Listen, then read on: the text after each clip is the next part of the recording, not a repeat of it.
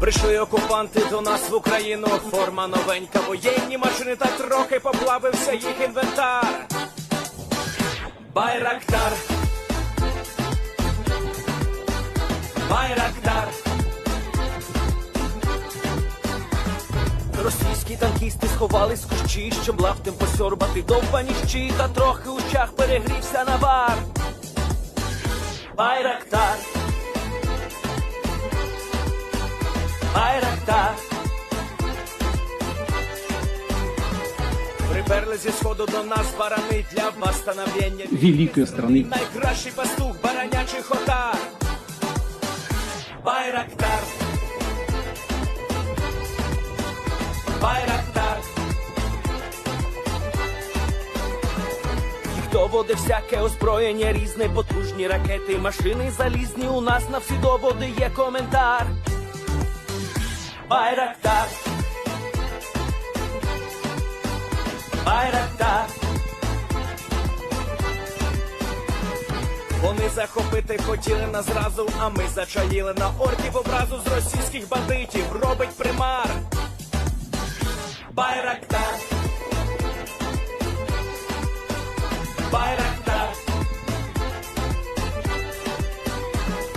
Російська поліція справи заводить, там вбивцю рашистів ніяк не знаходить, хто винен, що в нашому полі глухар.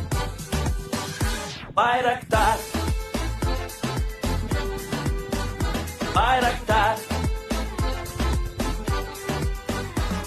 Веде пропаганду кремлівський урод, слова пропаганди ковтає народ, тепер нове слово знає цар.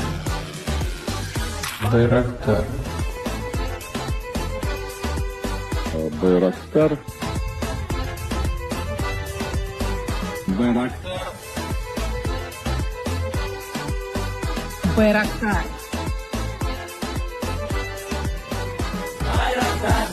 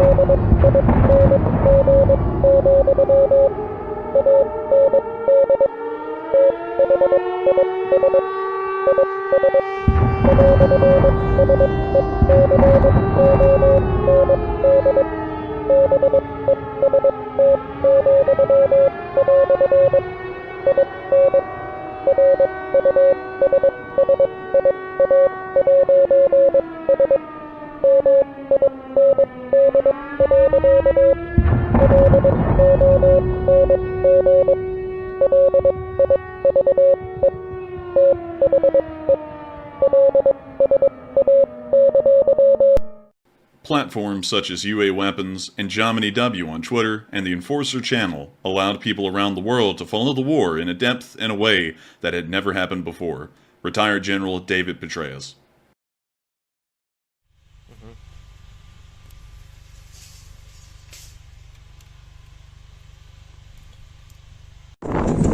Yes. The Leaf Spring Army sends its regards.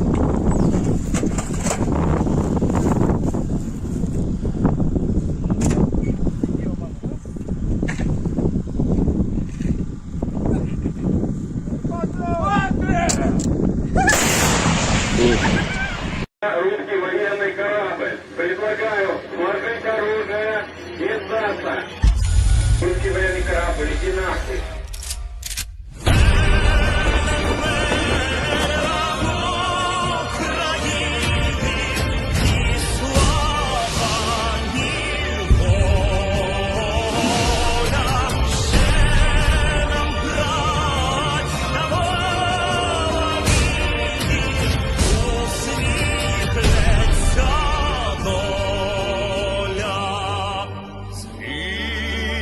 Наші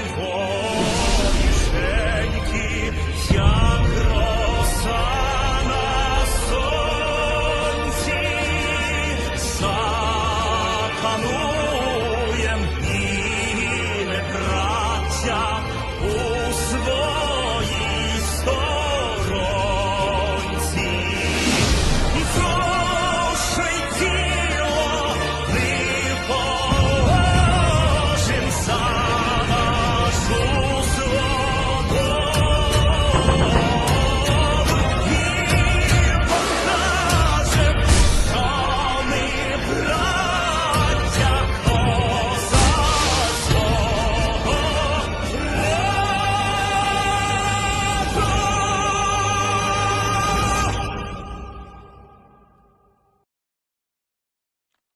Hello, everyone. I'm the Enforcer, and I'm accompanied by Enforcer Matt. And good evening, folks. It's Enforcer Matt, and welcome back to day 714 of the news. And it's good to see you all once again. And Russia has had a big oopsie today. Their nuke missile factory is on fire. What do you know? And of course, we're going to be covering the past 24 hours of the news of the war in Ukraine, and also the news of the major incident that has occurred inside of the Russian Federation today. And that is the one I'm going to be bringing y'all to first tonight. It turns out that overnight, a Russian factory that produces Topol-M intercontinental ballistic missiles meant to target the United States of America and other countries within the Northern Hemisphere has ended up exploding. I'm not even Oopsies. kidding. That is a big oopsie daisy right there, and I'm going to be quickly taking y'all out there to that town. It's city more so of a town, but I'll be showing it to y'all right here. I gotta take y'all out to the Izhevsk really quickly, because this is the major city that a lot of the footage came from that showed this explosion. Izhevsk, if any of y'all know a lot about the Russian Federation, is known for producing the Kalashnikov variants of weapons. It is in fact the city of Izhevsk that is really looked towards to be the primary manufacturer of most Russian weapons that the Russian Federation uses to this day, especially in the small arms category, with the Kalashnikov factory being right down here. There is another famous Russian or Soviet icon that has also been produced within the city of Izhevsk on its northeastern side, which is the Lada factory. This is actually the factory that produced the Lada Niva and now produces the modern line of Lada cars that the Russian Federation uses to this day. But most importantly, outside of the city of Izhevsk, which actually holds a lot of importance to the Russian Federation, on top of really the entire world, because if you ever look into the gun collector market here in the United States, Izhevsk stamped weapons from the Soviet Union, or the Russian Federation for that matter, are actually highly sought after. Even more so than Tula, which is a city kind of closer to Ukraine, kind of in between Moscow and Ukraine, about the halfway point in there. But I have to take y'all to a city that is not Izhevsk. It's actually a smaller one outside of the city of Izhevsk, Votkinsk. Votkinsk is a smaller town that is a lot less known than the city of Izhevsk. But what is very interesting is that the city of Votkinsk has right down the middle the Votkinsk manufacturing plant. This plant is specifically designed to produce some of Russia's most devastating weapons that they are able to field, and that is intercontinental ballistic missiles. This entire factory complex that you're seeing here in the center of the city all works around trying to produce those sorts of weapon systems. And probably one of their most famous ones, which was actually in the thumbnail tonight, is the Topol-M missile, as well as the Topol-M missile carrier, which is this vehicle right here. That is one of the most famous systems that is produced by the Votkinsk plant. And from what we saw overnight, a catastrophic explosion has occurred within the factory. Luckily at the moment, from what we know, there is no radioactive contamination of the surrounding areas. And we have a reason to believe that that probably will not pop up here in the near future, because the plant largely produces the actual intercontinental ballistic missile, but I do not believe that the factory has anything to do with the actual warheads that are inside of the Topol-M missiles. Nevertheless, loads of videos came out from the direction of Izhevsk showing the fire and explosion that happened in Votkinsk. I'm going to be showing you our first little bit of news that we got tonight with the explosions. We actually had 3 angles sent out by Flash News UA. I'm going to be showing you all the first one. And also, some people very much earlier on, when the video was put out originally today, talking about this, said, "Oh, Enforcer, that's ridiculous. That is not a an explosion, that is just a engine test, a rocket engine test, clearly, because for some reason the Russian Federation won't test rockets at normal hours of daylight when everyone's awake and it's not interrupting their sleep. Instead, apparently nowadays, the story that a lot of people are trying to push is that the Russians test rocket engines at midnight when everyone in the area is asleep, so that way they can wake them all up and let them witness the glory of the new rocket motor. And also, who tests a rocket motor like this where it's literally like flaming the sky up? It's like, isn't that a little bit more controlled in a test? Like, it's not really like firing the rocket fuel out everywhere across the city, is it? Well, well, I'll let you see the clip here. Here's the clip.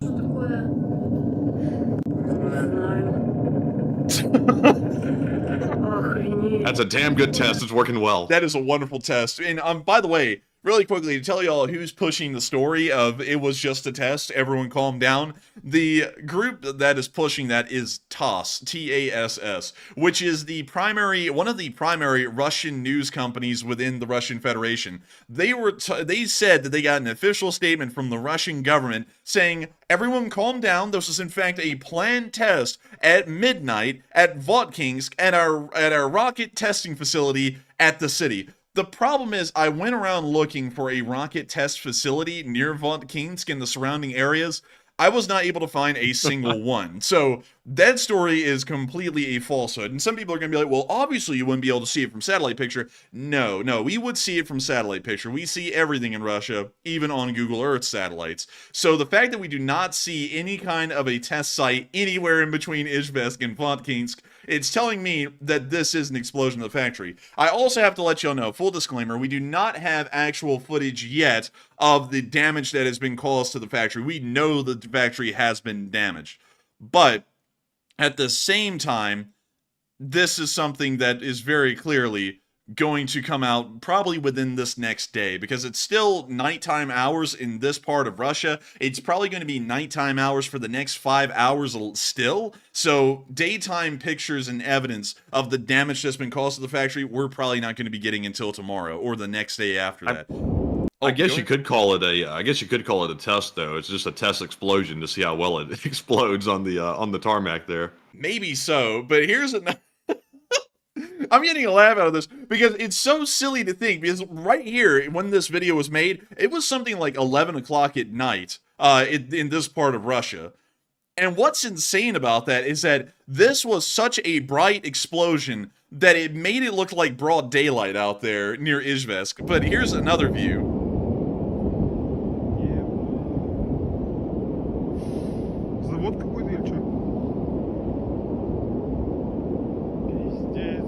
And there we go. At the end of the video, you can see how dark it was at night. It is literally pitch black out there, but the explosion is so bright that it literally lit up the entire sky. Now, really quickly, another thing that people have been saying is, well, you haven't seen a rocket test. No. I have. I've launched almost every single SpaceX Starship test launch there is. The fire from a rocket engine, even when it's being tested on its side, where they pretty much mount the rocket engine where it's pretty much sideways and shooting out its propulsion pretty much parallel with the ground, you don't see this massive fireball projected almost a half-mile upwards into the sky. If that is a rocket motor, that has to be a rocket motor so powerful it's actually changing the orbital trajectory of the Earth around the sun. Because this is clearly an explosion of solid rocket propellant that happened at the factory, and the Russians are trying to cover this up the best they can. But we're going to be moving on to our last video clip here, which is from a gas station, believe it or not, in Izhevsk, which is about 15 to 20 miles away, looking towards Votkinsk, and we can see the almost massive-sized explosion here.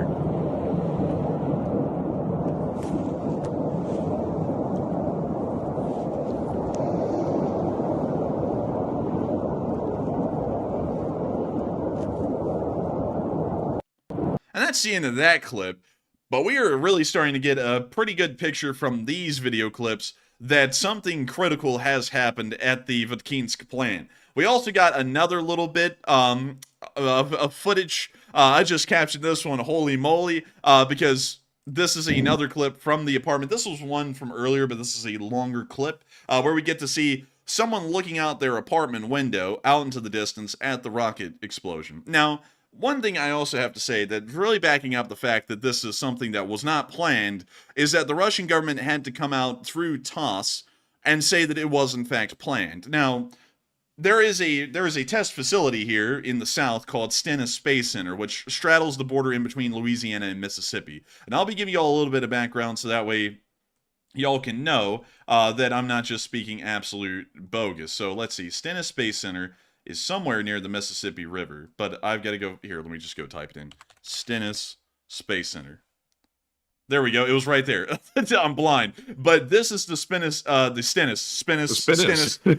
Center. The Stennis. This, if y'all don't know, is actually where where NASA, as well as some other groups, but mostly NASA, test out rocket motors. It's a pretty big complex. You can see it from space, like we're seeing on satellite footage. And not only that, they have these massive testing bays where they mount the engines and then they test fire them there. You can, let's see, you can actually watch these, I believe, at a time in history. You could actually go and watch these rocket engine tests. And I'm going to see if they have a picture of that here somewhere, because I'm going to show y'all, at least in broad daylight, what a test like this looks like. Maybe we can get, let's see, let me just type it in. Stennis rocket motor test. So let's see, images. Let me see if I find one that happened at night. Wow, believe it or not, y'all, nobody tests rocket engines in the middle of the night. Probably for That's a big noise. shocker. It's shocker, right? I mean, like, it's almost like it's common sense that no one would test a rocket motor at night. But really quickly to show y'all what an actual engine test would look like at Stennis, this is what it looks like. It isn't a massive fireball shooting upwards into space that is so bright and so large it looks like the rising sun in the morning. It's actually fairly contained. So going off, and also here's another view. This is a view from the side of the rocket testing bay where you can see that the fire is well contained within the supports. And inside of Russia, they have fairly similar testing sites, I believe at the Vostok station down in Kazakhstan. So clearly this story is a complete fabrication by the Russians, and anyone trying to push it is apparently a little naive, because a rocket engine test does not happen at midnight, and it also does not look like this. But I'll show you all this clip again. And just listen to the raw sound of this. This is nearly 10 miles, 15 miles away from Izhevsk, where this is being filmed. And the sound of it is so loud that you can still hear it from within the apartment with the windows closed in dead winter. That's how loud this is.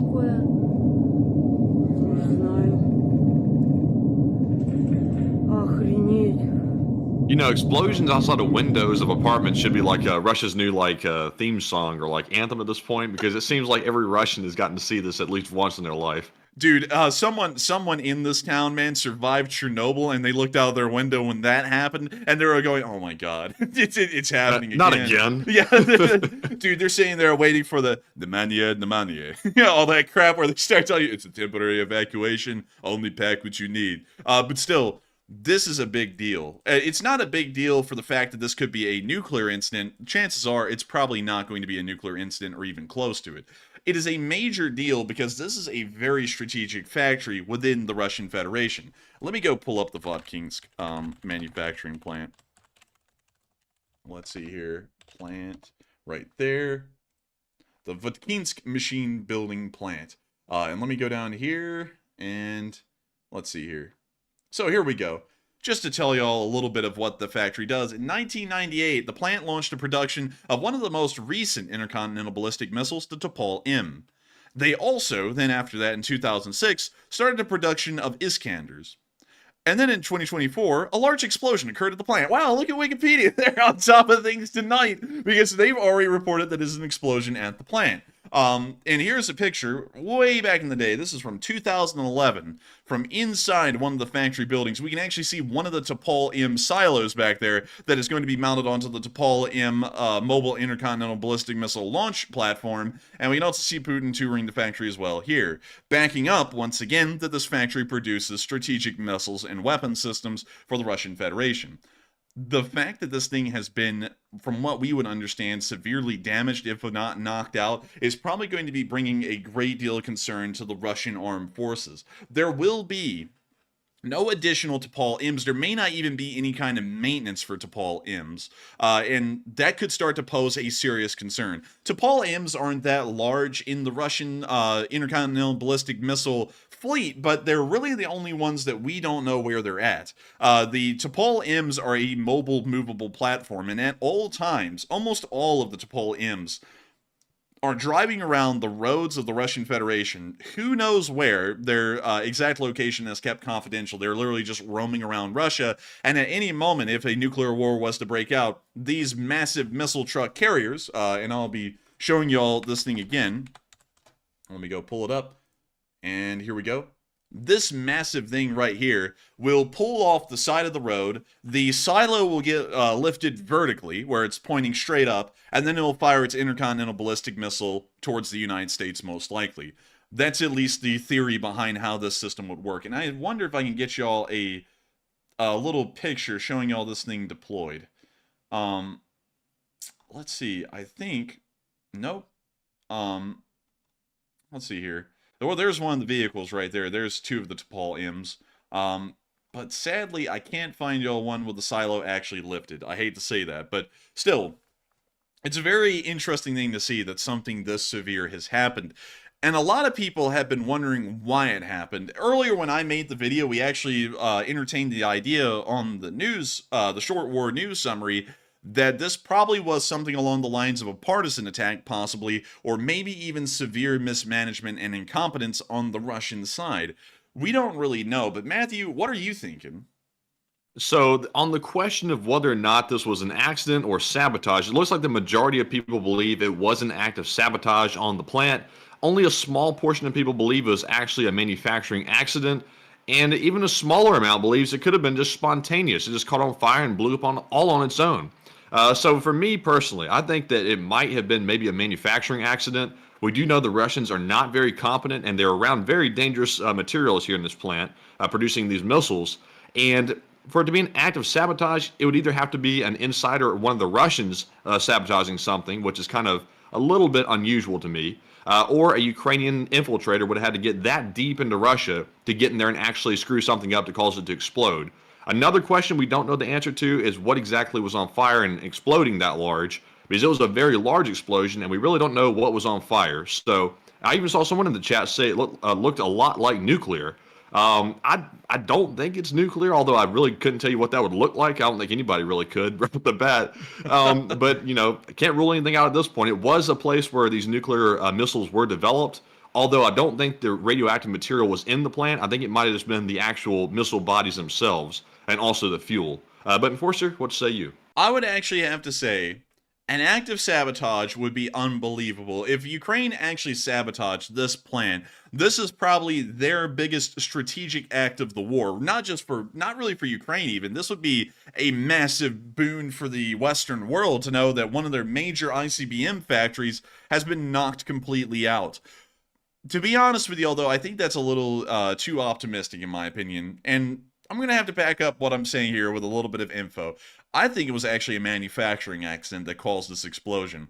We have seen that while partisan activity has certainly been knocking out a lot of factories, the ability for someone to be able to nuke pretty much this factory, pun intended, would be pretty tough to pull off. But at the same time, I'm having a feeling that it was probably something along the lines of the quality and safety of the factory is pretty much bare minimum, and because of that, workers who were working in the middle of the night, because I think they work endlessly around the clock at this factory, ended up having an accident, which probably caused a small fire, maybe in the solid propellant storage area, and then because of that, the factory went sky high. At least that part did, and probably that explosion and the fire probably ended up causing serious damage to most, if not the rest of the factory. That's what I would believe, and a lot of people have been throwing around the idea it may have even been nuclear. I'm highly doubting that, because the sound that came from that explosion sounded a lot like solid propellant that was burning off violently. We rarely have ever heard a sound like that. In fact, over the course of the war, we have not heard a sound like that. A nuclear explosion would have been a very loud boom hitting the camera, and then it would have started to subside. It wouldn't have kept at the same volume for nearly 20 to 30 seconds like it did in most films. That indicates that it was probably solid propellant that was burning out of control. So in my honest opinion, I do not think it was a nuclear explosion. I do not think it was a partisan attack. I think this is Russian incompetence. And while that doesn't sound like a great thing for Ukraine, it is a great thing for Ukraine. It's even better because it means that the Ukrainians don't have to take direct actions to knock the Russian strategic infrastructure off the grid. The Russians are going to do it themselves through poor working conditions, probably poor factory conditions, poor storage protocols, probably a complete lack of storage protocols for some of these vital systems and, I guess you could say, stuff they have laying around the factory. It all has come together to produce this perfect storm that has led to the complete loss of this factory, most likely. Maybe even severe damage to other parts of the city that were surrounding the factory as well. But we'll have to wait and see what kind of info comes out of Votkinsk in the next day or two, because while the Russians are going to try and downplay this and keep this quiet, it probably will not be kept quiet too well, because the damage is going to be so severe it really won't be able to be hidden by the Russians that well. That's my... Go ahead. And also, I saw John Moyes say in the live chat that they arrested 6 missile technicians and 2 from there at that factory. And I personally haven't seen confirmation of that myself, although I don't doubt that's probably the case. Maybe that might suggest that there was some type of incompetence at play here, and they're going to go ahead and start arresting people that they think might have been responsible for the explosion. That could be one possibility, but I'm going to start looking and see if I can find anything to back that up, to maybe see if we can corroborate and get to the bottom of exactly what happened with that. But like the Enforcer's saying, I personally don't think it was sabotage. I have a feeling it was probably an accident, and that wouldn't be too far-fetched, because we know how the Russians are. They've caused worse accidents in the past, so it wouldn't be too far-fetched to say this is another one. I would have to agree with that entirely, and I think we're going to also have to wait, because if we don't get pictures from the ground showing the damage to the city, we're probably going to have to wait for the Maxar satellite to make another orbit once daylight comes and take a picture of this area with no cloud cover, and then we'll be able to see what kind of real damage was caused to the factory.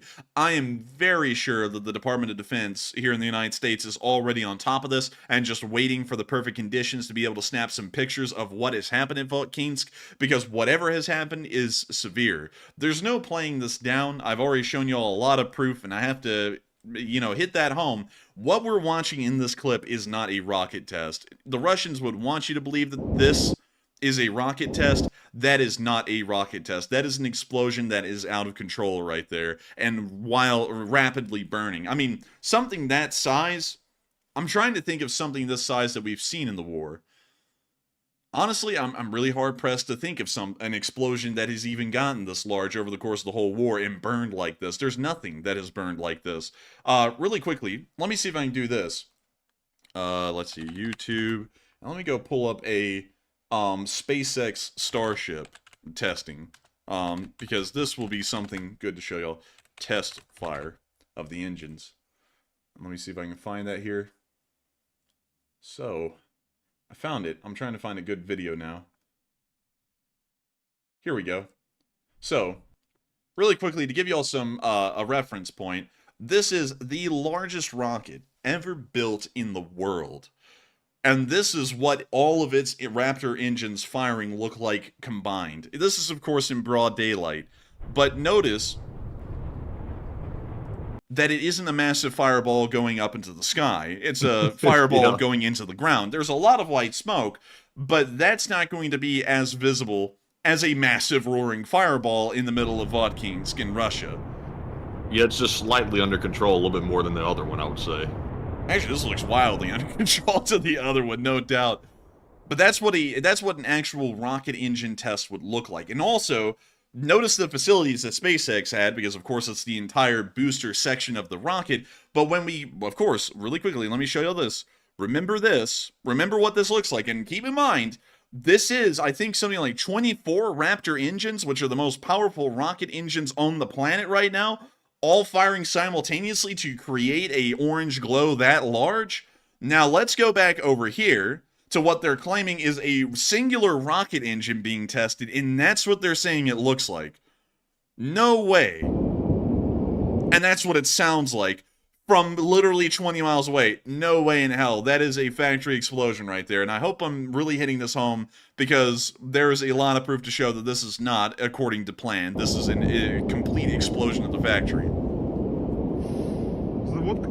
But that's the end of that clip, and I think it's really starting to throw in a lot of questions and concerns, not only about the Russian safety within these factories, worker safety, and just really plant safety overall, but it's also really starting to throw up a lot of ideas about whether the Russians should really even have nuclear weapons, considering how severely mismanaged everything is now clearly appearing to be inside of Russia. And I think that is something that a lot of people are going to be talking about. Probably nothing's going to change on that matter, but it is really concerning to think that a country that possesses, I believe, the largest number of nuclear weapons in the world by number, even compared to the United States, the Russians have more, are mismanaging things that severely that the Vodkinsk factory can end up exploding like that out of nowhere. But moving on from that major news, we've also gotten some major news from the European nations as far as their supply will be going towards Ukraine in the future over this next calendar year. The European Union has announced a whopping 1 million artillery shells are going to be provided to Ukraine from the beginning of this year to the very end of this year, this calendar year. And that sounds like a huge number. 1 million artillery shells of the 155 millimeter variant. It actually is pretty big, especially when you're talking about 155 millimeters, which in practice are the largest artillery pieces that the Western Alliance uses, or the Western Sphere uses. And not only that, it is probably one of the most potent and dangerous ones that the Russians are having to deal with right now inside of Ukraine. Even more so than the 207 millimeter peons that, while being larger in caliber, are a little less accurate. The problem with this, though, is that when I did the math, I found out that 1 million artillery shells provided over 365 days consistently only means that Ukraine is getting around 2,700 artillery shells per day. And while that sounds like a big number, 2,700, you have to consider that right now at this point, the Russians are firing approximately 8,000 to 10,000 artillery shells on any given day across the entirety of the front line. Meaning that even with this massive amount of artillery shells being provided, the Ukrainians are falling about 25% short of the amount of artillery fire that the Russians are able to lob over at the Ukrainians. This is something that seems to be a little bit concerning, and I'm having a feeling that the Europeans are really pushing their limit to even try and provide 1 million at this point. Of course, Europe is not geared up to be a war economy, so producing massive amounts of war equipment like this is going to be about as good as you can get without having to transition your entire country or the entire European Union over into a wartime economy. I think it's very important to remember that a good reason why Ukraine was doing so well is because they were getting support from both parts of the Western Sphere, the European Union and the United States, and also all of our other allies around the world, which, you know, of course, they kind of fall into their own clump. I'd really call those the East Asian nations, the East Asian alliance of the Western Sphere. But beyond that, Europe and the United States were the largest providers of artillery shells. And at the moment, the United States' supply of artillery has trickled down to nothing. And I would have to say it's very important to remember, folks, that while this war continues to look like it's going quite well, actually, it's not going that badly, support from the United States is one of the most critical factors in ensuring Ukrainian victory in the end. And we've even seen that President Zelenskyy has said that while the Europeans' efforts are admirable and definitely respectable, they will not be the sole provider of Ukrainian victory. It will rely on the United States as well and Europe working hand in hand to try and provide everything we can. If the United States was able to provide 1 million artillery shells on our own, and then the entirety of Europe was also able to provide another 1 million on its own over the course of a whole calendar year, that means that the Ukrainians will be able, in 155 millimeter shells alone, to get up to around 5,000 to 6,000 artillery shells fired per day, or really 5.4 thousand to be exact. That is a very good number, and one that the Ukrainians would probably like to strive towards, because while they'll still be technically outgunned by Russian artillery in volume of shells fired,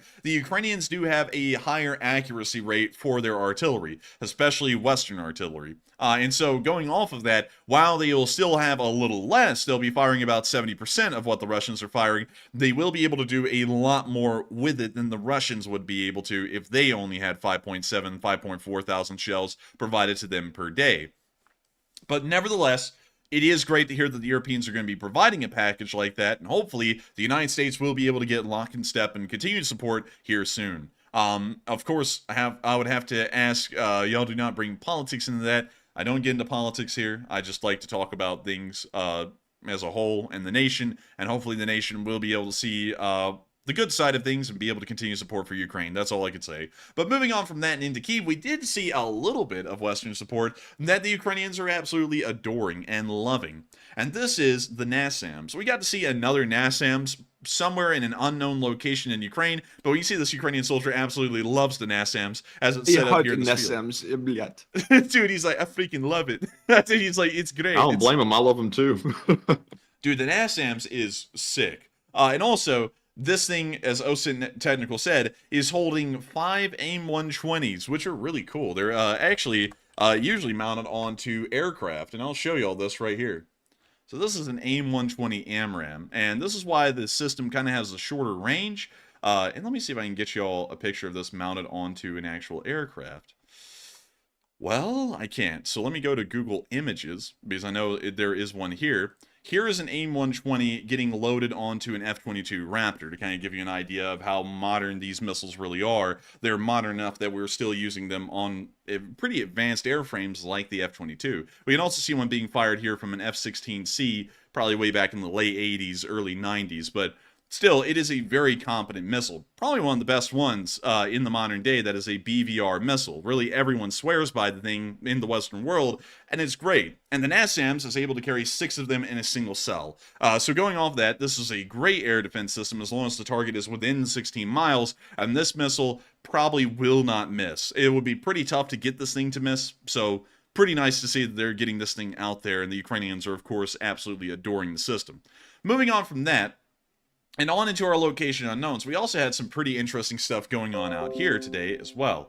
And thank you, Creative Cloud. But moving on from that, we got to see that the Russians are trying to armor up their Mista S's to try and be a little bit more protected against drone attacks, but it's ending up looking pretty freaking ugly. So here's the clip. Well, here's the picture more so. That's what a armored up Mista S looks like these days. It looks like a log cabin.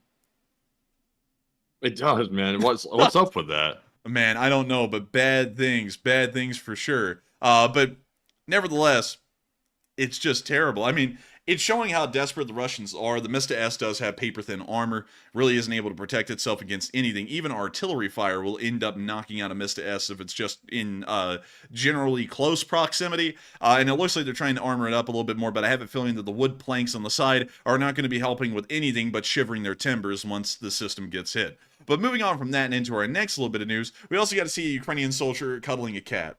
This is breaking news, by the way.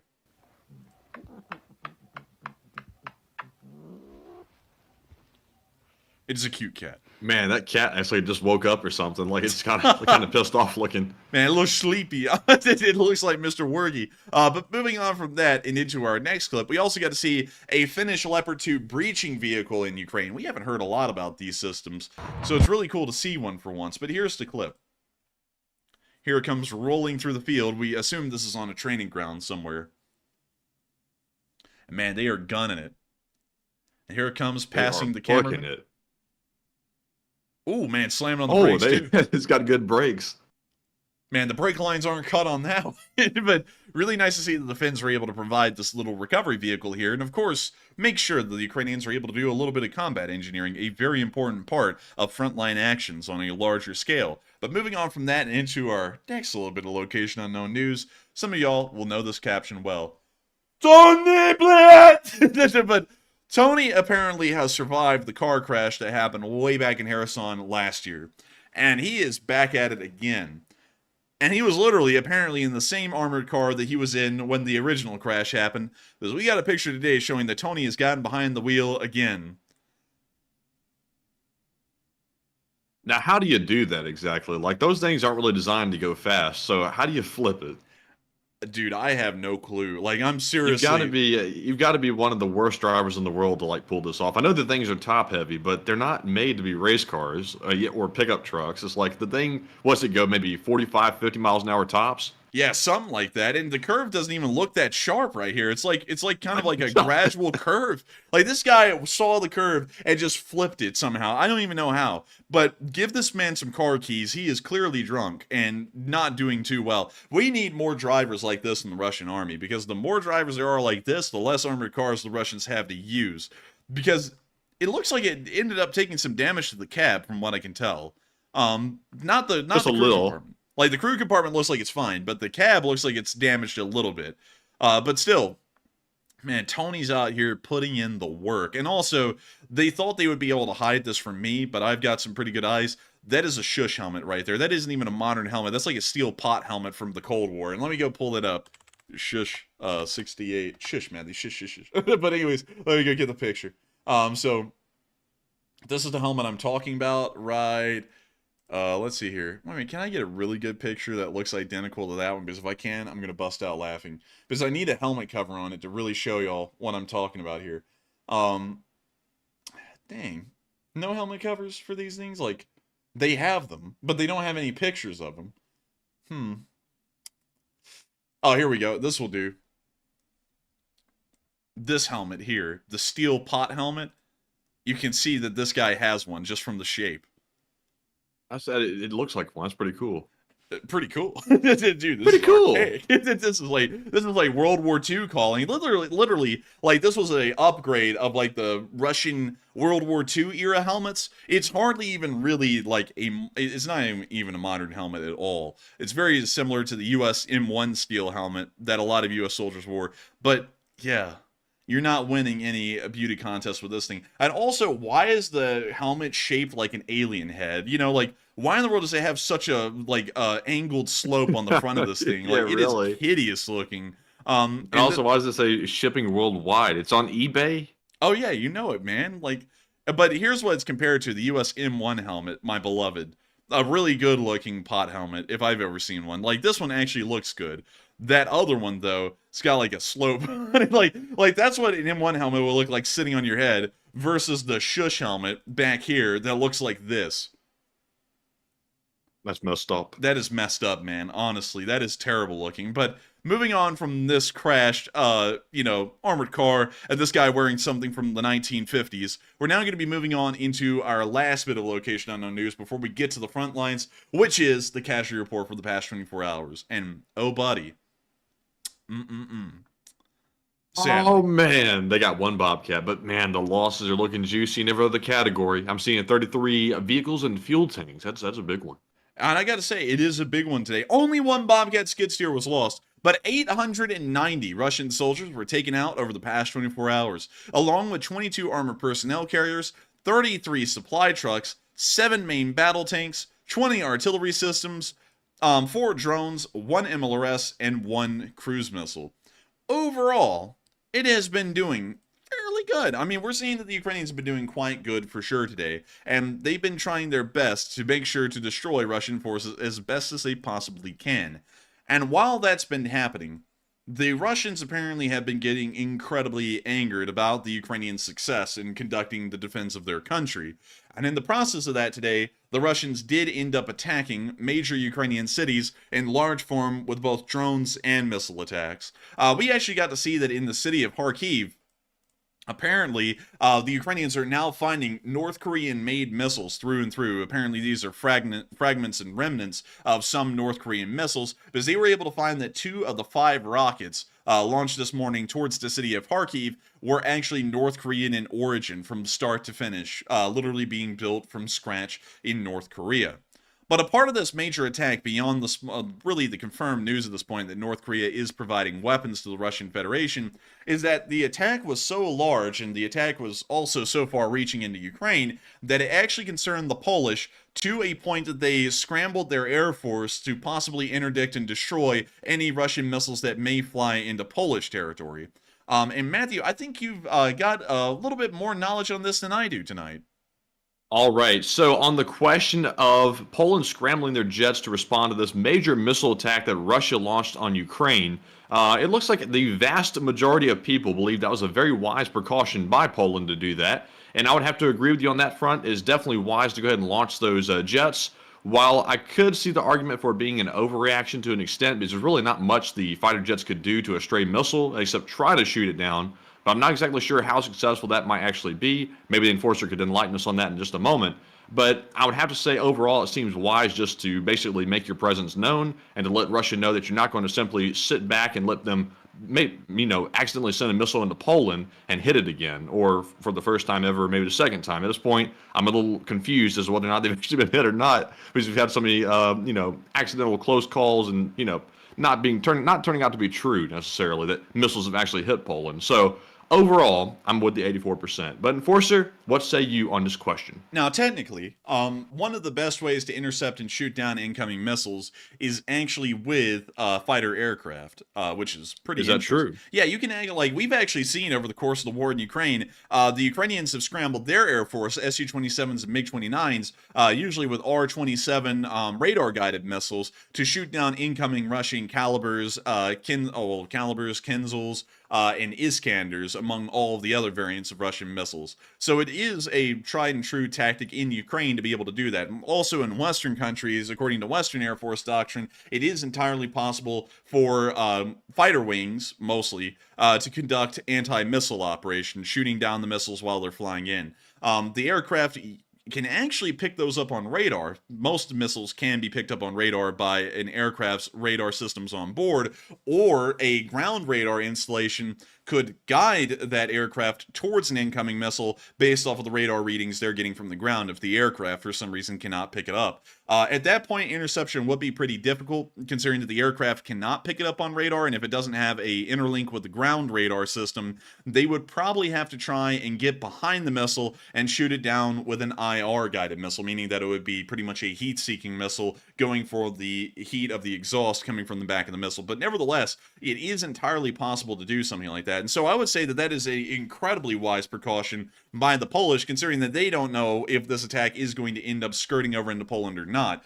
On top of that, we have also seen that once or twice, Ukrainian air defense missile has actually ended up veering off course after missing its target and landing in Poland. So not only is it a good move to stop Russian missiles from possibly entering Poland and hitting anything there, but it also is a pretty good move for Poland to be able to try and intercept and shoot down any Ukrainian air defense missiles that may have missed their target and start to stray over into Polish territory. So overall, it's a win-win for Poland. It is making sure that they are safe from any kind of air threats, whether it be intentional or unintentional by either side.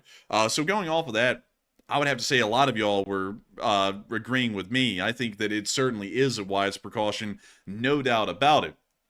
But with that, we are now going to be moving on from that little bit of news, because apparently the Russians have not learned what wise precautions look like. As Belgorod was getting hammered today by Ukrainian drone attacks, we were hearing multiple explosions happening around the city, and here's one of the clips letting y'all hear just the sounds of the explosions, both from Russian air defense and also from Ukrainian drones hitting their targets.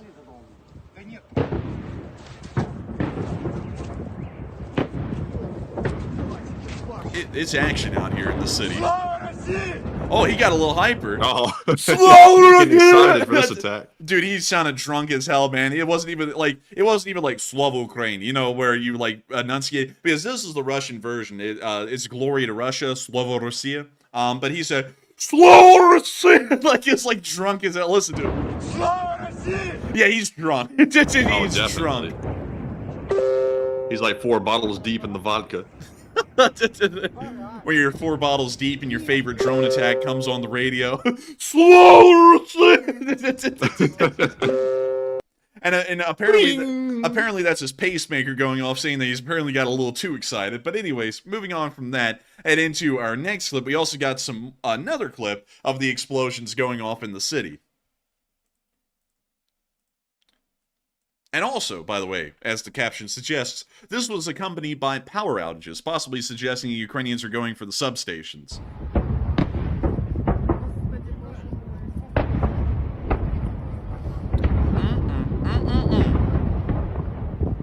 That's pretty juicy.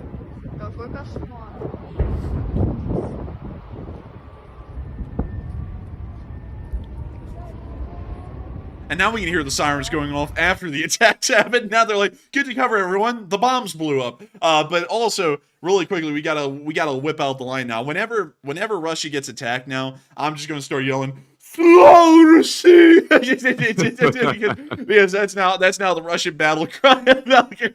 Some drunk man in the town square going, "Slow receive." But anyways. Moving on from that, in Belgrade, we're seeing that Ukrainian attacks on border cities are continuing. It is honestly a fairly smart move, because with the Ukrainians being able to attack border cities like these, and hopefully knock them out, it is starting to make it a lot more clear that the Russians are not able to protect the majority of their border region from air attacks, and that also is once again constantly reminding the Ukrainians that attacks deeper into Russia, maybe even as far east as Kazan, are entirely possible given their current limitations at the moment as far as drone technology goes. But moving on from that, and on into the Frontline news, we have a very interesting amount of stuff to cover. Most things actually happen in between Avdiivka and the area of Novomykhailivka, really in between the southern flank of Bakhmut and Novomykhailivka, showing that the Donetsk Oblast is really where the war is happening at this point. Other parts of the front were relatively quiet today. There was a little bit of action going on down here near Dnipro, a little bit going on Zaporizhia, and a little bit going on in the north. But as far as video evidence is concerned, it is showing a high concentration of force activity on both sides within the Donetsk Oblast. Before we move into this, however, I have to say that there has been an interesting thing said, Matthew, in the chat. What is it? So, Kiwi Girl 1111 has put in a very generous $90 donation, and we appreciate that very much, Kiwi Girl, and thank you for helping to keep the channel running. And she says, "I should be working, but I wanted to catch a live," with the laughy face behind it, and that love the LSA.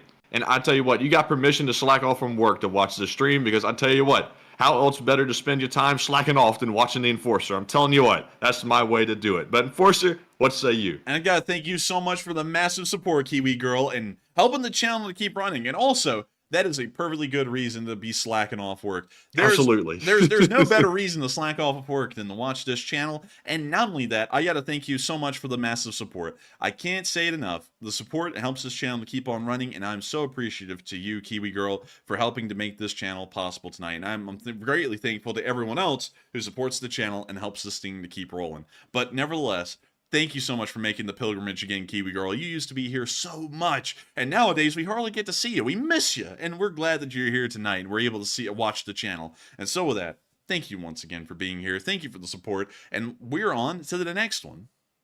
And we also have a very generous $50 donation from Joseph Andronako, who's also a longtime channel legend. He's been around for a very long time, and it's good to see you once again, Joseph, and thank you very much for that support. And he says, "If we, the U.S., don't get our act together, American service troops will be in conflict in the next few years." And he says to study history. And thank you so much for the support, Joseph Andronako. And I've got to agree, folks need to study history.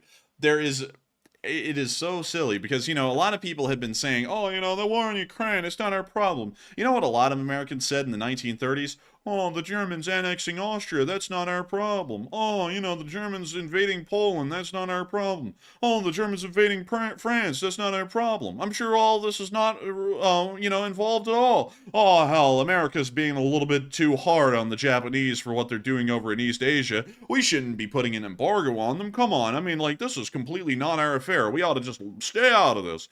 And then, one day, we ended up getting bombed, and then we had to get into the war anyways, a lot later than we needed to, and we could have gotten everything taken care of if we had just gotten involved in 1939, or even during the Marco Polo Bridge incident over in East Asia, I believe in 1936. We could have taken care of things way before they had to happen and probably saved a lot of lives in the end, and a lot of people never think about that. A lot of people always want to take somewhat lazier stance when it comes to how this nation operates in the world. We are, I don't know why people think this. The United States is not in a position at this point in history to back away and let others deal with things. There's no one else to deal with things in the sphere rather than us. We are the head honcho. If this was the 1920s or the 1910s, yeah, we could throw this on the British because they were kind of a little bit more prominent than we were at that point. But the British aren't in that position anymore. We are. We're the ones who have to be taking care of this Western sphere because we're really the leader of it at this point until we eventually take a little bit of a tumble and then some other country takes the reins from us. But at the moment, it doesn't look like that's going to be happening anytime soon, probably for the next 70 to 100 years, I would assume. And so I would have to certainly say the United States needs to understand as a nation that we do not need to be attacking each other. We do not need to be fighting each other over anything going on here in this country. We all need to unify, and we all need to understand that supporting our interests now is much better than having to recognize the failures that we made in the past later. History always shows that it always favors the proactive nations more so than the ones that idle and wait for something to happen. Many more lives are lost that way than saved. And so I would have to say, I thank you so much for the support, Joseph Andronako, and I have to certainly agree with you. Never truer words have been spoken in a super chat, and I got to thank you for supporting the channel and helping us to keep this thing running as well. And I got to say really quickly, a little bit of a statement, especially to our American viewers, considering that Europe is still on board the train of supporting Ukraine. Here in the United States, it's a little bit of a different story at the moment. Things have been hung up for a little while, and I'm not going to point fingers, because pointing fingers is the way you get people pissed off and you make sure the support never comes back around. Some people just appear to be a little bit misinformed on what the Ukraine war really is and the real implications behind it. It's always important to remind your representatives in America that you believe that support for Ukraine is important. I've seen a lot of people trying to say, only if you live in a state with this kind of a person, or this kind of a representative, or this kind of a political affiliation. That is not true at all. Everyone needs to always be reminding their representatives, regardless of their political affiliation, how important support for Ukraine is. It makes sure that that dialogue is always happening in Congress, and it will always ensure that it is a forefront discussion. Something that may even be fast-tracked or prioritized compared to other things that have been going on. So I'd highly encourage y'all, if y'all really want people to listen to y'all and really do what is important for the United States, it's not what's right for, like, you know, and this is a good way to market it, because, you know, different people look at it different ways. But I have to say this really, now there is two ways that this war in Ukraine is being looked at in the United States. There is one group that looks at it as, oh, these poor Ukrainian people, they're suffering from an illegal invasion and they're being attacked constantly by a country that is killing innocent civilians, which is an accurate way to look at it, and that is a good reason why to support Ukraine, just on that end of things. But there is another group in America that does not look at it from that direction. They look at it more so as a utilitarian thing. They look at it right now as a waste of expense and a waste of America's time that could be used in in other places far better than it could be used in Ukraine. And I believe that is coming from a position more so of ignorance as to the importance of Ukraine as a battlefront. Europe is our most important ally in the world. As an amalgamation of nations, the European Union and the United Kingdom are the most important ally the United States has. And the alliance that we've had with them is age-old, specifically the British and the French. We've been allies with them forever. So making sure that their security is assured is very important for America as far as trade goes and as far as economic prosperity. Supporting Ukraine isn't just about helping out a group of people over there. While we are helping them out and making sure that they'll be better off at the end of the day, we are also making sure to benefit American interests in the end as well. Ukraine is a brand new economy for America to enter, and it could produce a lot of economic results for the United States if we heavily invest, like BlackRock has already been trying to do. If we continue to encourage that kind of stuff after the war, we could get a new trade partner that is adding tens of billions of dollars of GDP growth to the United States at the end of each year. Producing thousands of new jobs. And not only that, it is a massive strategic boon to try and make sure that our rivals are quashed wherever they may be able to. And this is a prime moment right here. We do not have to fire a single shot directly at the Russians to destroy the Russian armed forces for decades to come. All we have to do is support the Ukrainians. They are providing the manpower, we provide the guns, and they'll get the job done for us. If the Ukrainians end up winning the war, not only do we get a brand new economy to invest in, which in the end will create American jobs and help boost the United States' economy, as well as the rest of the Western worlds, but we'll also be putting down one of our rivals. There are two major rivals in this world that we have. The Russians are, of course, the minor one, but it is the People's Republic of China, Communist China, and the Russian Federation. We should always be working as a country to make sure that these two nations in particular are in a very bad situation, in a very bad spot if we ever get the chance. And a chance like this might not come around again for decades to come. And that's why, for those reasons, while a lot of people look at the war in Ukraine differently, this is a very important war to get behind. And of course, there's another grand strategy view to look at this.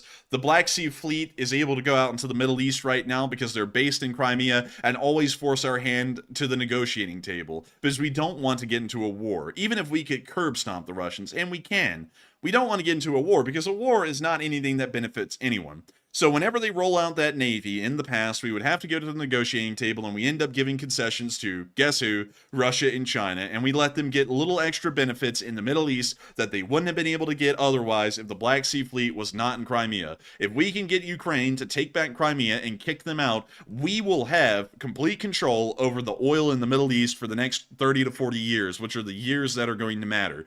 The oil is going to become more expensive as time goes by, and I know a lot of people are in different mindsets of oil as an infinite resource or oil as a finite resource.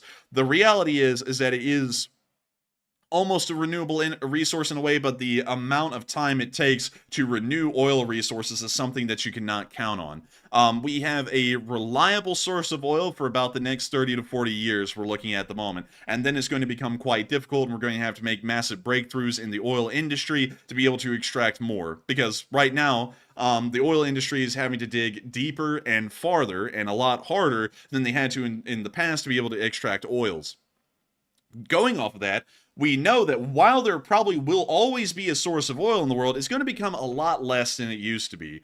And that means it's going to become far more expensive to use. That's why the United States and many other Western countries should be investing in nuclear power and other kinds of energy sources that are cheap and wildly efficient. So that way, when this 30 to 40 years of the golden age of oil is over, because it will eventually come to an end, we will be riding high and mighty, and the Chinese and the Russians will not be, because over those 30 to 40 years here in the future, they are going to have to be buying oil at an extremely high price. They will not be able to buy it at the price we will, because we'll be controlling the Middle East where they get most of their oil from. That means in 30 to 40 years, our economy will be doing wonderfully, and the transition from oil to nuclear or whatever kind of energy source we have to go to will go smoothly. It will go just fine.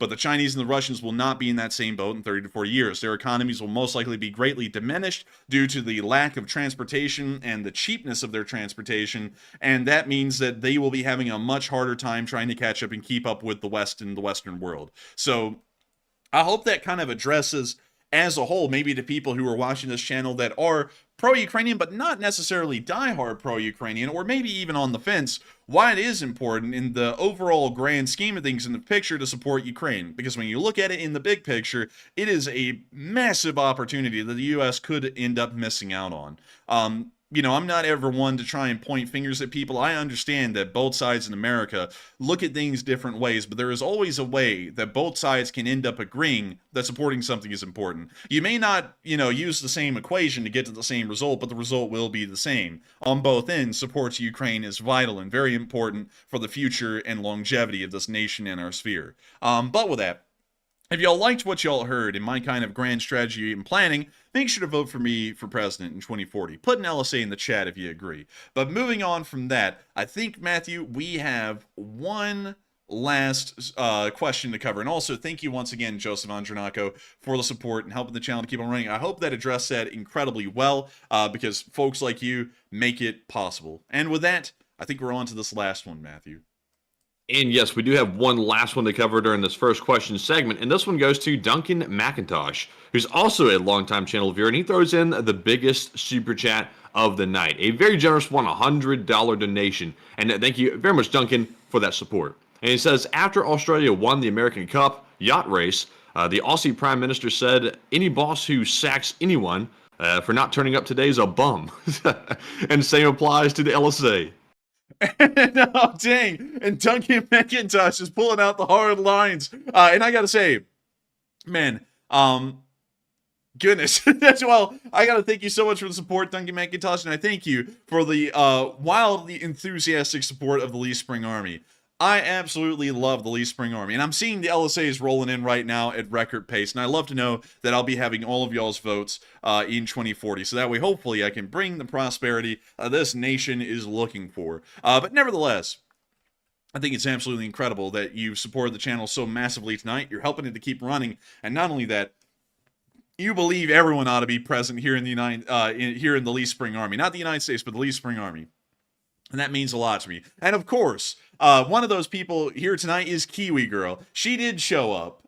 And I got to thank you so much once again for supporting this channel and helping it to keep running, because you make it possible. And so thank you once again, Duncan. I hope that does address that well. And really quickly, on top of that, if we have not called out your super chat tonight, which, to be honest, I think we have seldom few super chats at the moment, but if we have not called it out, we will be addressing y'all's a little bit later on the night. Just be a little patient, so that way I can get through the rest of the news, and then we'll get around to everyone else. But moving on from that, and on into our frontline news in the Northeast, we have seen that over the past 24 hours, there has not been a lot of rapid activity, or really any activity of any kind, rapid or slow, in the northeastern area. It appears that the front line has been completely stagnant and is not moving. But we did see a little bit of video footage showing that the Ukrainians were successfully interdicting and destroying Russian forces before they could really do anything major. We got to see a clip from the 21st Mechanized Brigade showing them using some of their grad MLRSs to target Russian forces with night vision drone support. We can see the Ukrainian night vision drones moving down the line and looking for any Russian targets, and we can now see the 21st Brigade's command station for their drone forces. And we can also see a sick AK right over there to the right.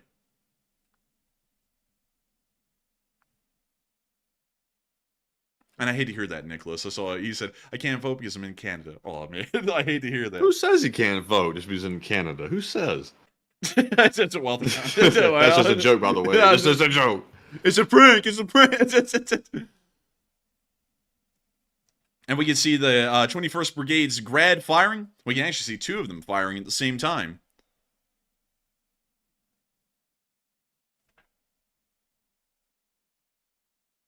And we can now see the grads impacting downrange.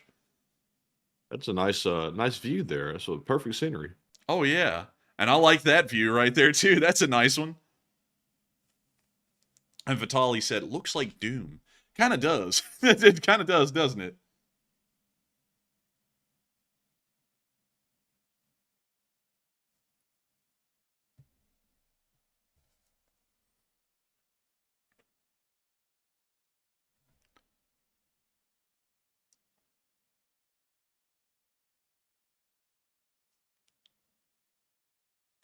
And we see the grads continuing to fire. The 21st Brigade is pouring down the MLRS fire onto the Russian forces in the distance.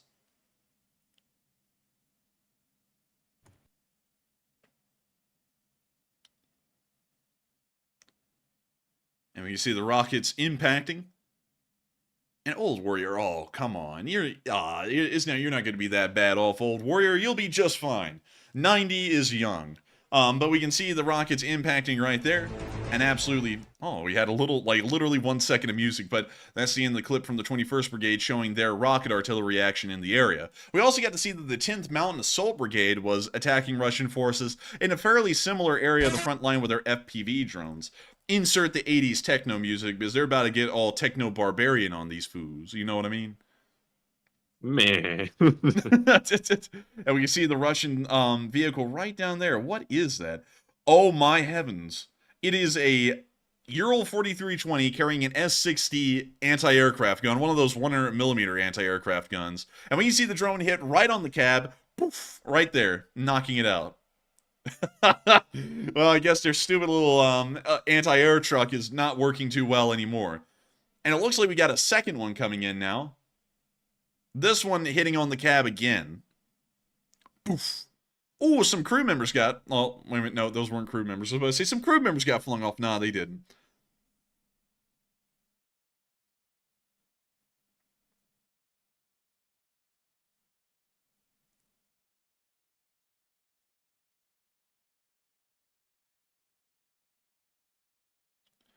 And we can see here that little anti-air truck is not moving, and I would guess that it's passed away.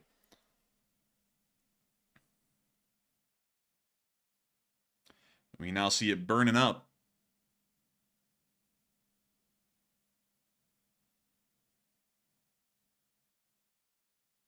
And Razor1 UK said, Techno Barbarian, where's the Thunder Warriors? Oh, dude. Someone knows Warhammer 40k lore a little bit. I like it. But anyways, moving on from that, and from the 10th Mountain Assault Brigade, we're now going to be moving even further on down the front line and into the area of Severodonetsk and Lysychansk, near the Verkno-Kamyanka refinery.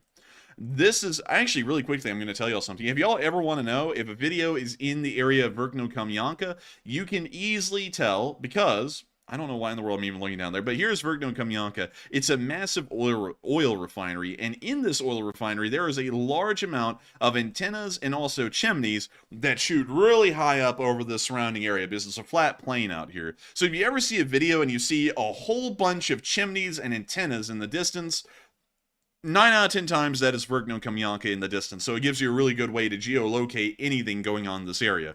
We didn't have geolocation in this clip. We do know it happened right here within the village of Novodruzhevsk. We do know that because it was geolocated by someone else, but we got to see an FPV drone knocking out another Tulpan. Funnily enough, the first time we ever saw a Tulpan in use in Ukraine, it was actually during the Battle of Severodonetsk and Lysychansk way back in 2022. But we can now see the FPV drone coming on in, and about to smack that Tulpan like it's some kind of a tulip, you know what I mean? I've always been curious how you spell Tulpan. Go ahead. Tylupan. Also, it's spelled with a CH. Oh, really? You thought it was spelled with a CH? Yeah, like a Tulpan. Like, I was like, what? How do you say Tulpan or spell it? It's Tulpan. I think I mispronounced badly, so I say like Tulpan, Tulpan or something like that. But it's really Tulpan, if I could pronounce it right each time. Yeah, gotcha, man. Gotcha, G. I gotcha. And it's toasting. Call that thing an easy bake because it's making cooking look easy. But we're going to be moving on from that little clip and even further on down the lines and into the direction of Bakhmut. Over the past 24 hours, I don't think we've seen any major frontline changes within Bakhmut, and we have not. The front line is completely stable here, but we did get to see one clip showing a Ukrainian unit here, most likely the 3rd Brigade or the Fighting 93rd, repelling a Russian assault near to their trench work. This is probably around Klishkivka or Avdiivka. Boom, boom, boom, boom, boom, boom, boom, boom. Yeah, I can do the music too, you know. I'm pretty good at it, play it. But we can see the Ukrainians firing some rifle grenades, pointing at the Russians. The Ukrainian yelled, "Hey, he's a big meanie, get him!" We see him firing another rifle grenade. Wow, all these guys have got a GP-25. I like that. That's really cool. Boom, boom, boom, boom, boom, boom, boom. We can see he's whipped out an AT-4. He just got sort of handed that by the fella down there in the bottom, I think. Yeah, he was like, "Here, take this." He's like, "Here, have another one. Have a grenade." He's like, "Oh, thanks, man." It fires it really quickly. He's like, "You're a true G." What else you got down there? He's like, "Well, I got some more rifle grenades. We got a machine gun. Here, have this one. Here's a machine gun for you." "Oh, thanks, dude. You're really nice. We had to become friends after the war." Anyways, it starts laying down fire with a machine gun.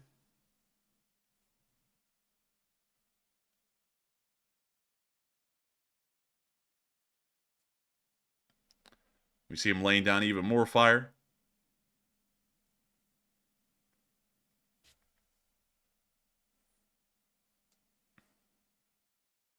And we now see one of the Ukrainian soldiers loading up another rifle grenade right there in his GP-25, which is the underslung rifle grenade launcher on AK-74s. We can see them once again going back to firing rifle grenades with a literal crate of them just sitting on the ground.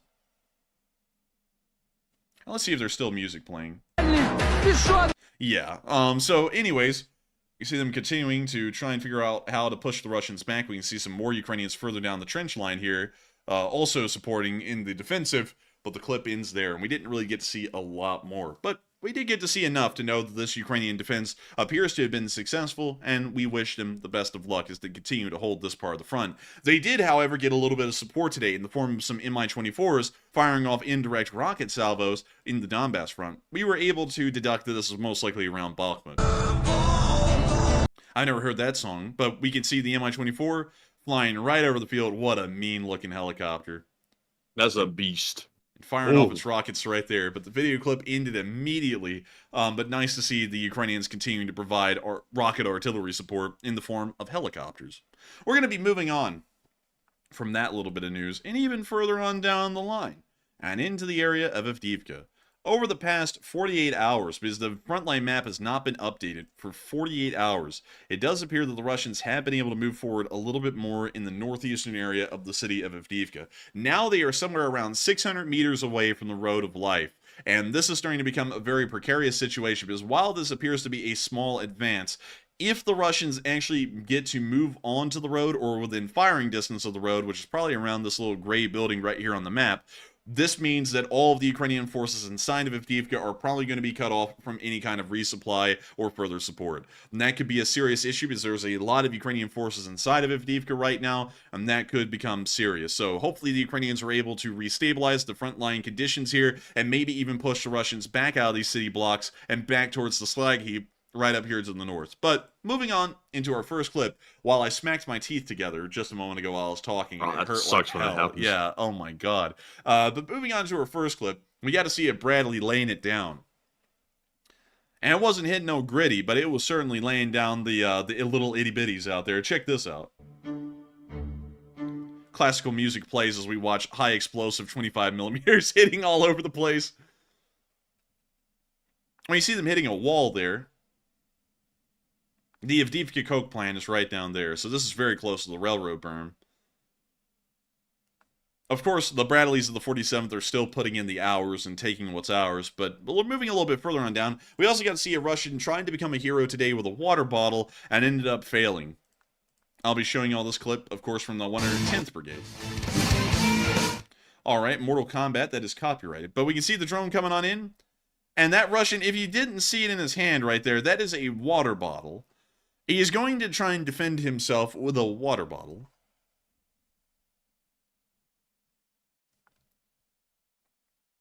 Now here comes the drone again. We see the drone's really putting in the moves, and here it comes. And we see him swing at the drone with a water bottle, and he missed. So the drone comes flying back around, and he missed again, and I feel like that was the last time he ever got a chance. That's the end of that clip, but the 110th Brigade is, of course, taking out Russians with impunity. Much like the police say, you know, I did it with impunity. Anyways, moving on from that, we also got to see the aftermath of a Ukrainian strike on Russian forces in Donetsk, and apparently that's a little spicy these days, so I can't show you all that. Apparently people are getting really sensitive out there in the world. But moving on from that, near Vdiane, we did get to see the Ukrainians knocking out a disabled Russian tank with an RPG.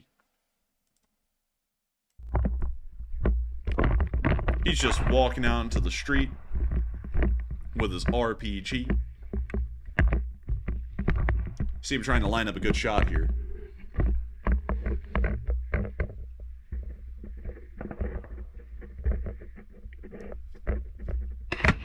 Boop.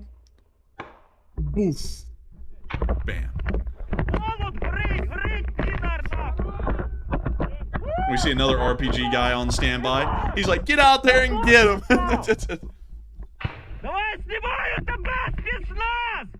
We see he's crouching. He's getting wild over this one. Ooh. You gotta love RPGs. Like, it's such a classic, cool weapon. Man, everyone knows what an RPG is around the world. Like, it is probably one of the more interesting like rocket launchers, I guess you could call it. Because RPG does not stand for rocket propelled grenade. It's some Russian name. I forgot the exact meaning behind it, but it's not rocket propelled grenade. Anyways. Wait, what? Yeah. Wait, man, you just dropped a subtle bombshell. Like, you telling me it doesn't stand for rocket propelled grenade? Like, I've always thought that my whole life. Let me go pull it up because, let's see, it stands for Ручной противотанковый гранатомет, which is handheld. Does that translate into rocket propelled grenade? It translates directly into handheld anti-tank grenade launcher. Close enough. Pretty close, but not exact. But you know, a lot of people say that RPG literally says rocket propelled grenade. No, it's a Russian thing. But it pretty much almost translates into rocket propelled grenade. Nevertheless, pretty cool to see them knocking out a tank in the area, and once again showing that the Ukrainians are trying to defend Avdiivka with all they got. And of course, all they got is the best they have, and they're doing pretty well with it. They're still inflicting very high Russian casualties, and in most parts of the battlefield, the Russians are not advancing. But moving on from that, and a little bit further down the line to Staro-Mikhailivka, we did get to see down here the Ukrainians dropping a bomblet onto a MTLB with troops.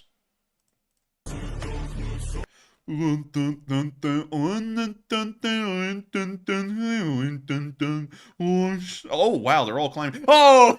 Oh, dear, Dude. man, they fell off like ants. Dude, call this the cousin of Jamaican jerk. That was Russian jerk right there. Look at that. Oh, Ivan, be more gentle with the clutch. Oh my gosh. Dude, that commander who was in the commander cupola got freaking screwed, man. His back is messed up from that. Look, this guy right here, he's like, what happened? Yeah. He got Dang, literally the Ukrainians yoinked. got this last guy right here. Good lord. They had that bomb ready to go. Man, they disrespected him, man. That guy was very unlucky all the way around. Yeah, he was real lucky. But to everyone else on that MTLB, they're probably all going to be dealing with back injuries that are service related, no doubt. But the Russian VA is still not going to respect that. Anyways, moving on from Staro-Mikhailivka, we didn't get any updates from the Battle of Marinka today. So moving on down to the Battle of Novomikhailivka and really the overall Battle of Volodar, we did get to see down here that the Ukrainians were able to try and destroy 2 knocked out T-80 BVMs. Here's the clip. When you see them coming down on the first T-80 BVM, which we can see now has a massive cope cage on top of it, and dropping their first grenade. We can also see another knocked out T-80 BVM directly to the right. And that T-80 BVM just went up in flames. So it'll burn out. But the other one we don't really know about. I think that one may still be somewhat intact out there, but abandoned. Moving on from that clip, however, and into our next one, we also got to see the 103rd Brigade in this area hitting Russian forces. Oh, we were going to be muting that, but you see them sending in some FPV drones to hit the Ruski wherever they may be. Ooh! Oh, flares. That's that new rescue feature on the tank. Sends out flares and contacts OnStar. It's the they contact the roadside recovery units. Yeah, it's just Ivan and the donkey. Dude, what's better than Ivan and the donkey? Ivan and an ass. You know what I mean? But anyways. Don't be saying that around Kadyrov, man. Don't say that around him. I'm telling you what. Dude, like you know, the biblical version of ass to Kadyrov actually means something. He's like, oh, Baba. He's like, man, buddy, we're going to be having some fun today. But anyways, moving on down from Novomikhailivka, we only got one clip today from the entirety of the Southern Front, possibly showing a 202B in use or an in-law. Most likely an in-law. But here's the clip of the in-law hitting an armored vehicle down here. There it is, flying over the screen, and right on the side of the tank. And we can also see that a projectile apparently continued to fly across the field, and we got to see a little bit of a smoke trail from that, possibly suggesting it was an in-law. In-laws actually explode over the top of the tank down into the roof, a lot like a Javelin or a TOW-2B would, and that's why there's been a bit of questionability as to what kind of munition that really was, but apparently the consensus is that it's most likely some kind of an in-law, much like your mother-in-law. But moving on from that, we're now going to be moving out of the Zaporizhia front and down into the southern area of Kherson, near Krenki. We got to see today that apparently the Russians have been trying to build some kind of subterranean bunker protection kind of systems down here, which apparently have failed. We can see a special equipment vehicle that's been destroyed here. It's a truck-mounted excavator. We can also see here a BMP-3 that is gone and certainly forgotten because it looks like they haven't even tried to pull out the scraps of it from this little subterranean pit they made here. We can also see the excavator once again destroyed, and then in this picture, we can see a Ural 4320, maybe even a BM-21 Grad that was destroyed in another almost subterranean pit that they dug for it. Apparently not doing them too well. And also near Chelberta, we also got to see another BM-21 Grad getting destroyed in this area. This was done by the Seahorsey Brigade, which is also the 73rd Marine Brigade, I believe. But nevertheless, here we go.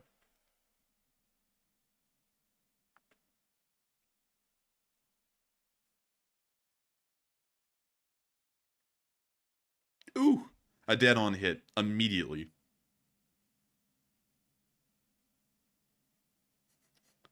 Dante said, uncalled for, enforcer, lay down the law for your mother-in-law.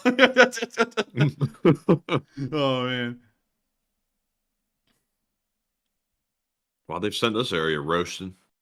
Smokey would not be happy about this, but jeez. Dude, I wonder if Smokey the Bear was still around, would he be having an aneurysm about the war in Ukraine? You know, Smokey still is around, right? He's not dead or anything. Dude, the real Smokey the Bear died like in the 60s, man. I'm not kidding. Like, oh, dang. Oh, my lord. They get us all now, Smokey the Bear is really still around, and he saw that, he probably would have an aneurysm. Oh, my God, I can't handle this fire. Dude, Smokey the Bear is the opposite of an arsonist. He's an anti-arsonist. But anyways, that's the end of that clip right there. Nice to see that the Ukrainians were able to knock out some more grads in the area. And from what we understand, the Ukrainian garrison in Krinky is still holding strong against the Russians. Moving on out of that area of the battlefield, it's now time for us to get up to Kyiv and listen to what President Zelensky's had to say about today's unfolding events. And so, let me make sure to get the right clip, and it's this one. Without further ado, here is the Peach. And I gotta say, I love that he's not using green screens anymore. He used green screen for like 2 days in a row, and I didn't like it. It's good to see he's back in the presidential palace. But here is the speech. Facts. Дорогі українці, українки, сьогоднішній день, короткі підсумки. У Києві ще до вечора тривав розбір завалів після російського ранкового удару. Житловий будинок, десятки постраждалих, 4 людини загинули. Мої співчуття рідним та близьким. Миколаїв, Харків, Львівська область, Дніпровщина, Хмельниччина, Київщина, Херсонщина. У цих регіонах є постраждалі, є пошкодження.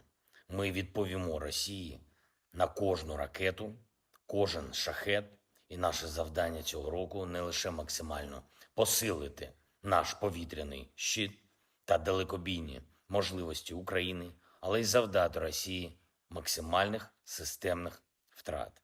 Зокрема, це стосується заморожених російських активів і держави-терориста, і осіб, які з нею пов'язані. Усе має бути конфісковано та працювати на захист від терору. Це справедливо – відповідати терористу. Справедливо – знищувати терористів. І справедливо – змусити державу-терориста платити за те, що вона робить. І ми максимально енергійно працюємо з нашими партнерами, щоб рішення щодо російських активів було якнайшвидше. Сьогодні провів зустріч з головою європейської дипломатії Борелем. Зокрема, ми говорили про конфіскацію російських активів. Дійсно, потрібне уніфіковане та сильне рішення. Таке рішення, яке доводить нашу спільну повагу до міжнародного права та повну зневагу до держави-терориста. Звичайно, я поінформував пана Бореля про актуальну ситуацію на полі бою, про наші потреби. Ми говорили про європейське рішення щодо 1 мільйона снарядів для артилерії, для наших воїнів. І я вдячний за усі зусилля, щоб реалізувати це рішення та щоб дати нашим хлопцям на передовій більш можливостей. Пан Борель пообіцяв, що домовленості будуть реалізовані. Також сьогодні говорили і про ключові питання наших безпекових відносин України та Європейського Союзу. Очікуємо, щоб створення фонду допомоги Україні в рамках Європейського фонду миру відбулось максимально ефективно. Сьогодні ж провів зустріч зі спікером і депутатами парламенту Болгарії. Ми в Україні дуже цінуємо підтримку і принциповість Болгарії. І для кожної європейської нації дійсно важливо бути солідарною зараз, бути на боці міжнародного права і захисту життя людей. Ми обговорили із представниками болгарського парламенту і роботу щодо формули миру, і ситуацію в нашому Чорноморському регіоні, і нашу двосторонню співпрацю, зокрема в оборонній сфері. Болгарія, дякую. Ще дещо саме про вдячність. Наші воїни, наші бойові бригади. Сьогодні є за що відзначити 47-му окрему механізовану бригаду. Це Авдіївський напрямок. Дякую вам, воїни, за вашу хоробрість. Мар'їнський напрямок. 79-та окрема бригада ДШВ. Дякую. Бахмутський напрямок. 93-я окрема механізована бригада Холодний Яр. Молодці воїни. Сіверський напрямок. 54-та окрема механізована бригада імені гетьмана Мазепи та 81-ша окрема аеромобільна бригада. Дякую усім вам, воїни, за вашу міцність. Звичайно, наші артилеристи. 40-ва окрема артилерійська бригада. Дякую за влучність. Дякую усім, хто б'ється заради нашої держави, хто захищає українське небо, хто захищає для України безпеку у Чорному морі. Дякую всім, хто допомагає нам. І кожній, хто працює заради того, щоб Україна могла вистояти і досягти своїх власних цілей у війні. Можемо перемогти. Мусимо перемогти. Слава Україні!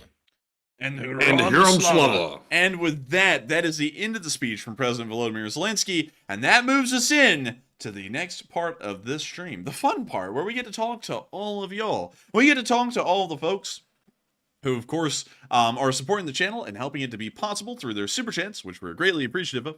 And also, we get to talk to all of y'all about the live chats as well. We get to talk to all of y'all who asked a question. Of course, the channel is completely free to watch. No ads, no sponsors on these streams. It is entirely 100% viewer supported. If you do enjoy the channel, there is a way that you can support. And I have to say this tonight, because we have hundreds of new people that have joined the Lee Spring Army today. We've actually finally gotten up past 157,000 subscribers and to 158 today, and we're almost well on our way to 159 already. The Lee Spring Army grows boundlessly, but nevertheless, if you do enjoy the channel and just want to show a little token of appreciation, or you want to help the channel to keep running, you can throw in a super chat. It's really the only way that we are able to keep the channel running. And of course, if you do throw in a super chat, we thank each of y'all individually and also address whatever comment you may have added to your super chat.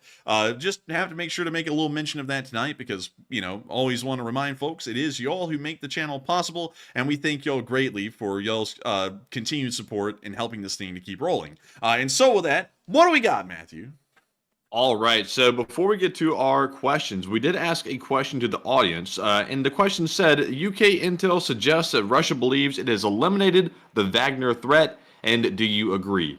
The majority of people say that the Wagner threat is indeed finished, and they agree with the UK intel report, while a small portion believe that Wagner might reassemble. And in my opinion, with the very few Wagner forces that are left inside of Belarus, I think they're pretty much finished. I think they were pretty much wiped out by Putin in one way or another, or some of them were actually reassimilated back into the Russian military, and I don't think we're going to see any resurgence of Wagner at this point. Now, obviously, anything's possible, but, you know, when Prigozhin died and he was taken out by Putin, that was unexpected, and I think that totally threw the Wagner's hopes of ever becoming a rival force to Putin's government out of the window. I don't think that's ever going to happen at this point. And, you know, honestly, I think Wagner, or what's left of Wagner's best chance of ever trying to do something like that and overthrow the Russian government is to simply cause a internal coup from within the Russian military. And even at that, that is not a very big chance of that happening. But, you know, there's a better chance of that happening than the Wagner actually reassembling and going back and marching their way to Moscow. Nutsack, he blew that opportunity, and we'll probably never see that again, at least for a very long time. But Enforcer, what say you? I would have to say I think we have really seen the death of the Wagner. I think that everything put together, including the British report, is certainly showing that Wagner has pretty much ceased to exist in any meaningful way. I think we actually talked about this a good bit in the past too, but they are certainly on the way out and never will be a powerful force to threaten the Russian government again, which is probably what Putin was looking for. But with that, I hope that does address that well. And let's get on into our first question. And our first question is going to go to Corsbiz01, who puts in a very generous $20 donation. And thank you, good sir, for that support. And he says, thank you.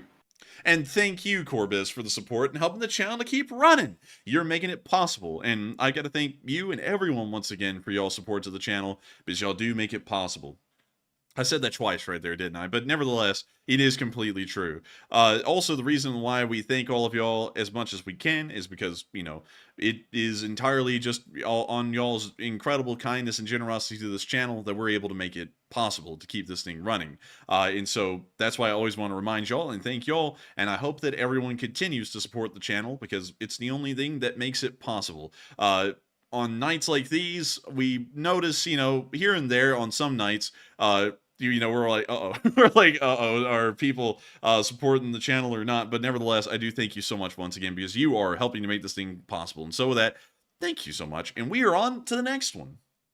All right, and our next one is going to go to Historic Tasmanian, who throws in a $15 donation. And he says, hamburger with a beetroot, bacon, egg, and pineapple with beef or chicken. Orange money for you guys. An Aussie burger, you should try it.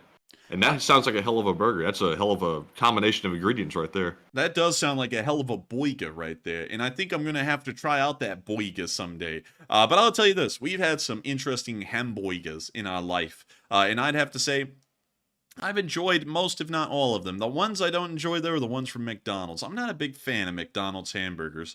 I think, like, Whataburger even does hamburgers better. And then there's also this local chain here in our city in Birmingham called Hamburger Heaven. And I've got to be honest with y'all, I think they do have the best hamburgers in the city. If y'all ever come through, make sure to check them out. The hamburgers are very, very good. But with that, I thank you so much once again for support Historic Tasmanian and giving us a food recommendation.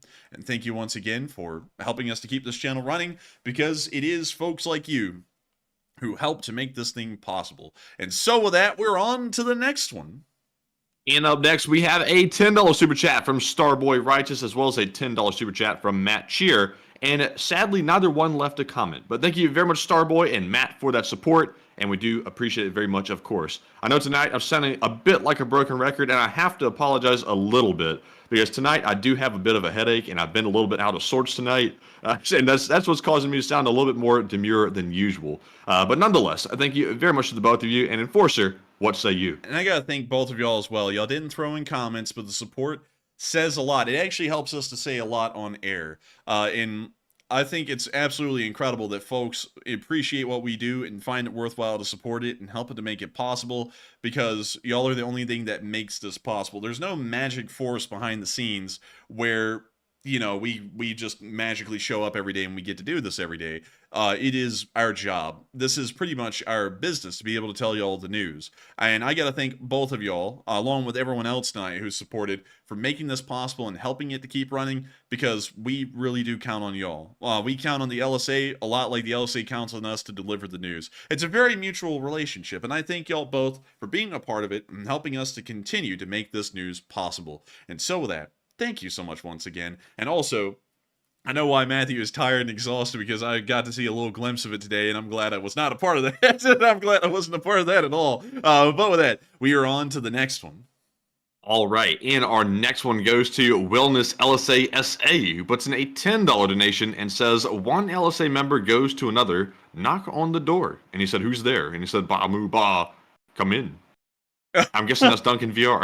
That must be Duncan VR. Duncan VR is here in spirit. And I got to thank you so much for the support and helping this channel to keep on running, because it is folks like you who help to keep this channel running, Wellness. And Wellness, if I remember correctly, you are our Latvian viewer. You are one of our Latvian viewers. And I got to thank you so much for the support and being here with us tonight. And of course, helping the channel to keep running, because it is folks like you who help to make it possible and help to throw in reminders that Duncan VR is a part of the Leaf Spring Army, and a wonderful part of it too. And so with that, thank you so much once again. I hope that does address that well. And we are on to the next one. And thank you so much once again.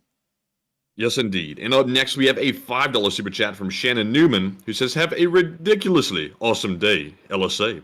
And thank you so much for the support, Shannon Newman. You legend, you old god. And we are having a ridiculously awesome day. Yippee! Dude, I gotta say, I was having a ridiculously awesome day today, Shannon, because we uploaded, for the first time in 5 months, an actual Ukraine war, short war summary video. And it has done way better than I thought it would. I was very scared that the video was not going to do well, and surprisingly enough, it did incredibly well. It's gotten 80,000 views, that is a big thing to me. To explain why it matters, like why viewership matters to me, I like to know that when I put in effort to things, and, you know, I'm trying to make news as accurate as possible, and, you know, try and get stuff out to people, that it's actually watched. That means a lot to me, that people actually appreciate what I say enough that a large amount of people would listen to it. And so it blew me away that so many people were listening to it. We would do it whether it got like 15,000 views or 1 million views, but 80,000 views at the moment, probably going to be up to 100,000 by next morning. That is absolutely incredible. And I got to thank folks like you, Shannon, for supporting the channel and helping it keep running. And I can't say this enough. You're helping to not only make the stream possible, you're helping to make those short war summaries possible as well. Viewer support is the only way that this channel keeps running, and a lot of channels do it another way. A lot of channels just say, "Give me the money, and I'll get some of it to Ukraine," and then you never know how much of it's really going to Ukraine and how much is going into their own pockets. On this channel, we make it as transparent as we possibly can. Sundays are the day that all of the support goes to Ukraine, and every other day of the week, the support goes to the channel. And you know what? A lot of people sit there and go, "Oh, wait a minute, you make $8,000 something a day?" Like, because they'll go off last Sunday. No, we don't. We make way less than that. And you know, that's, and some goofy people out there, just to quickly explain this, some goofy people are like, "Why don't you just have like one super chat day and then make every other 5 days a fundraiser day?" Well, one, fundraisers wouldn't even be special at that point, and two, if we only did one super chat day, we wouldn't be able to survive long. We would be under a bridge and probably bundled up with blankets next to each other, and probably being harassed by hot dogs. So we don't want to be going down that route. And y'all's support helps to make that possible, to put it that way. And so with that, thank you so much once again for support, and thank you for saying you hope we had a ridiculously awesome day. And thank you for helping this channel to keep on running. And with that, we are on to the next one. And up next, we have a super chat from Mace LSA, a channel legend who throws in a $20 donation, and thank you very much, Mace, for that support. Hey! He says, "I love what you said about appeasement and the general populace being ignorant about the consequences of its, and you really hit the nail on the head there, and as usual, that's to be expected." He said, "Slava Ukraine, and God bless America, plus allies." And I thank you so much for the support and helping the channel to keep running, Mace LSA. And I've got to thank you for appreciating what I said about appeasement. It's great to know that folks like you, Mace, who have been here forever, a true G and an old guard, understand that appeasement is not a good thing, and certainly something that the U.S. shouldn't be striving for in the modern day. And I gotta say, thank you for appreciating my comments there and saying that it hit the nail on the head. And also, Mace, I gotta thank you so much for supporting the channel tonight. Support is a big thing to the channel. We can't thank people enough for throwing it in. And I gotta thank you so much for that. And so, of course, Slava Ukraini, God bless America and our allies around the world that are in this Western sphere of influence. And thank you once again for helping this channel to keep on running, Mace. And thank you for still being here with us. You have been here for a very long time. Actually, if y'all don't know a little bit of channel lore, Mace was actually one of the moderators on our second Discord server during the Second Great Schism. And he is one of the loyalist moderators. And I gotta say, huge respect to you for being a loyalist moderator. I gotta thank you for still being here with us 714 days later. And it's crazy to think that we not only went through the first year anniversary with you here, Mace, we're about to be going through the second year anniversary with you still here and, of course, watching the channel. I also have to say, once again, thank you for helping the channel to keep running. And with that, we are on to the next one. And the next one goes to Schultz5186, who puts in a $5 donation as well and says, "I would be betting on a bad bearing igniting a dust buildup."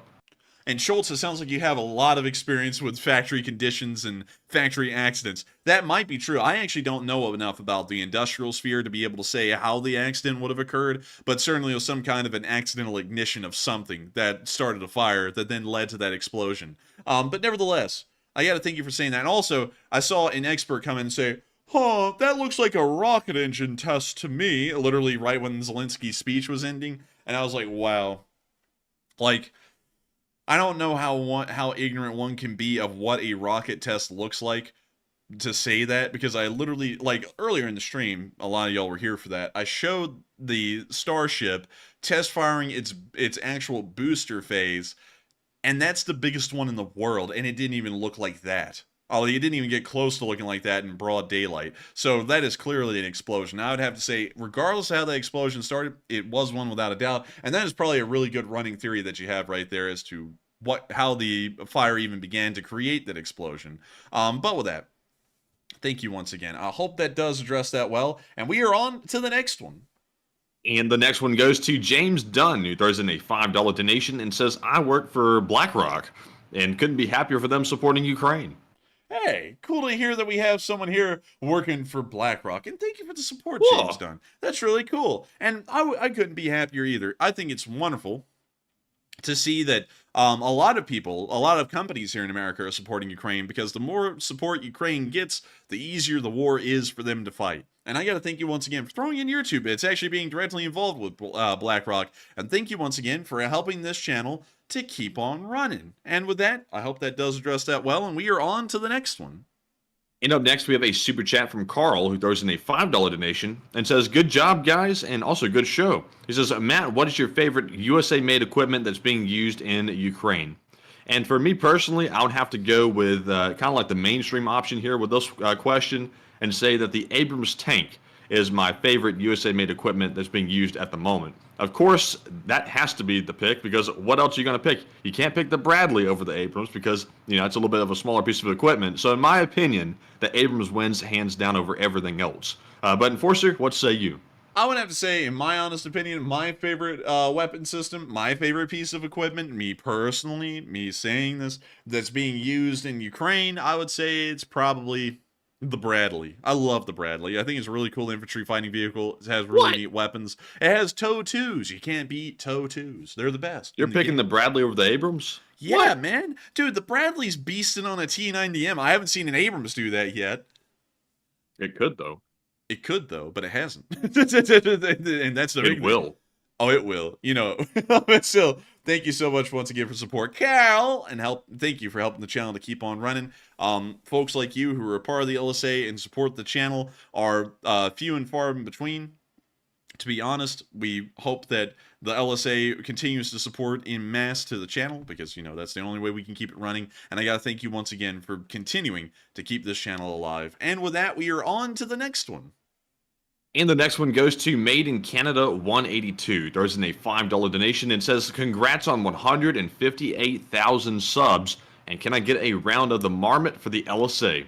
And yes, you can. But before we get to that, I'll have y'all know something. Let me go check the number again. Let me update it. Okay, so right now, this channel, in exact figures, is at 158,328 subscribers. At this morning, we're at 157,847.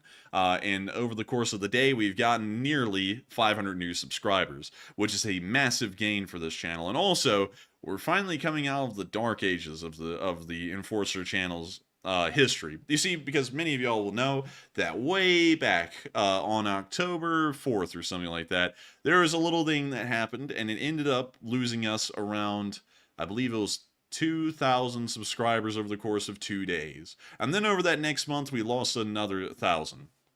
And I thought for a good while there that the channel was going to be on the down and out. I was seriously getting concerned about that, because what had been done to us was an injustice and completely wrong. And I'm not going to act like it wasn't. I'm standing by what we said and what we did back in the day. That was completely the right move then. It's the right move now, and I will never back off of that. I'm not one to back off, even if it means that the channel would be destroyed.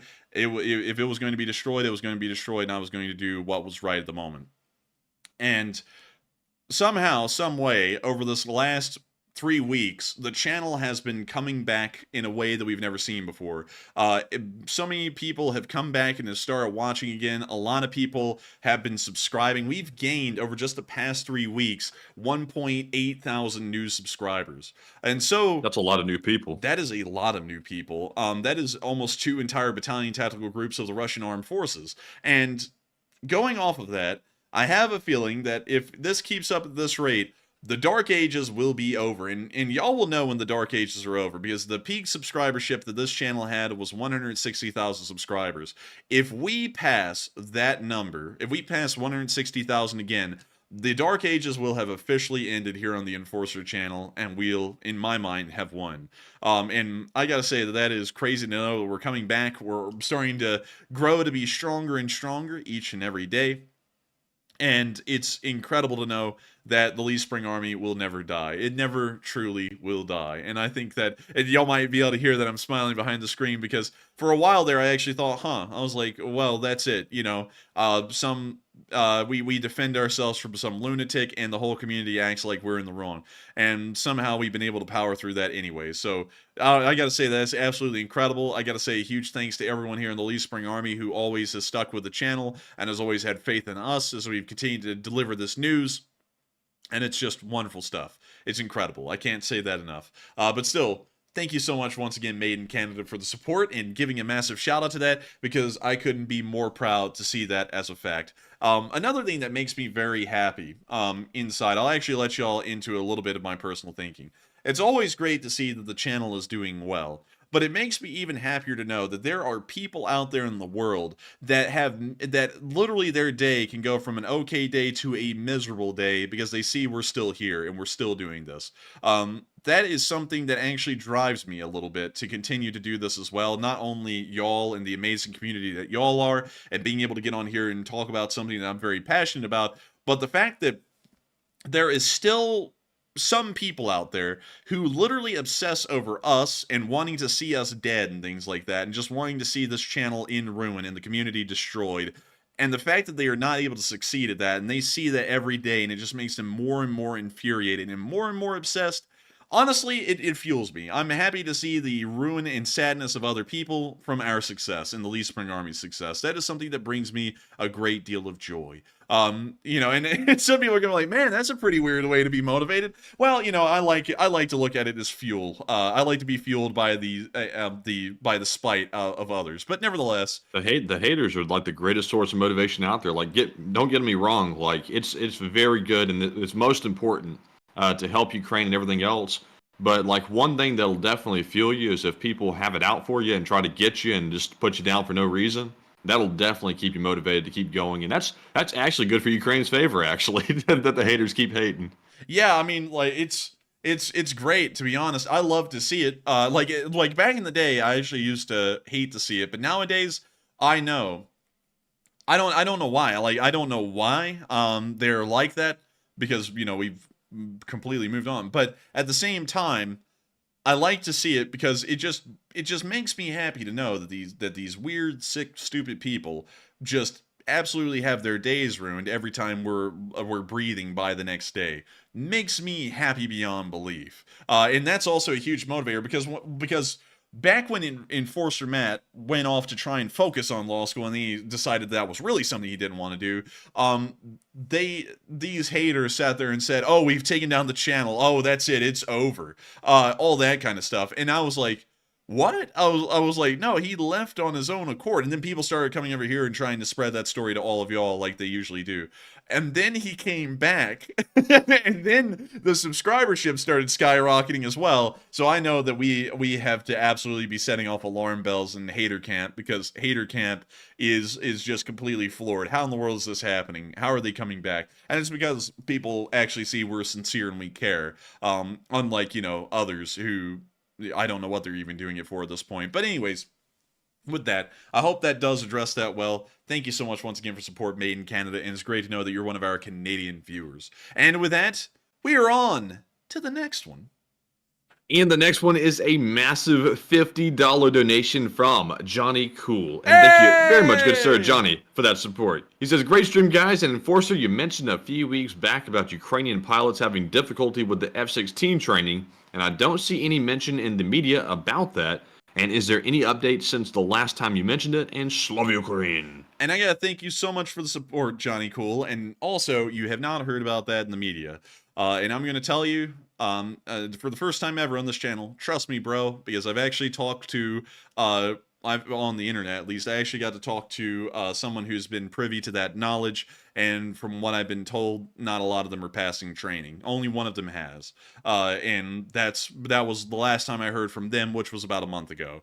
So you won't be hearing about that on any major news networks. You won't be hearing about that anywhere, even on smaller news networks. But that's what I've been told. And I wouldn't find that to be untrue, because they told me as well that apparently around like 35 to 40% of the pilots are actually transport pilots. So most of them aren't even most of them weren't even fighter pilots at all. So not only are they having to throw out everything that they've learned in the past and try and learn a completely new system and how it operates, they're also having to try and find a way to meet the physical requirements of being a fighter pilot, which is incredibly strenuous.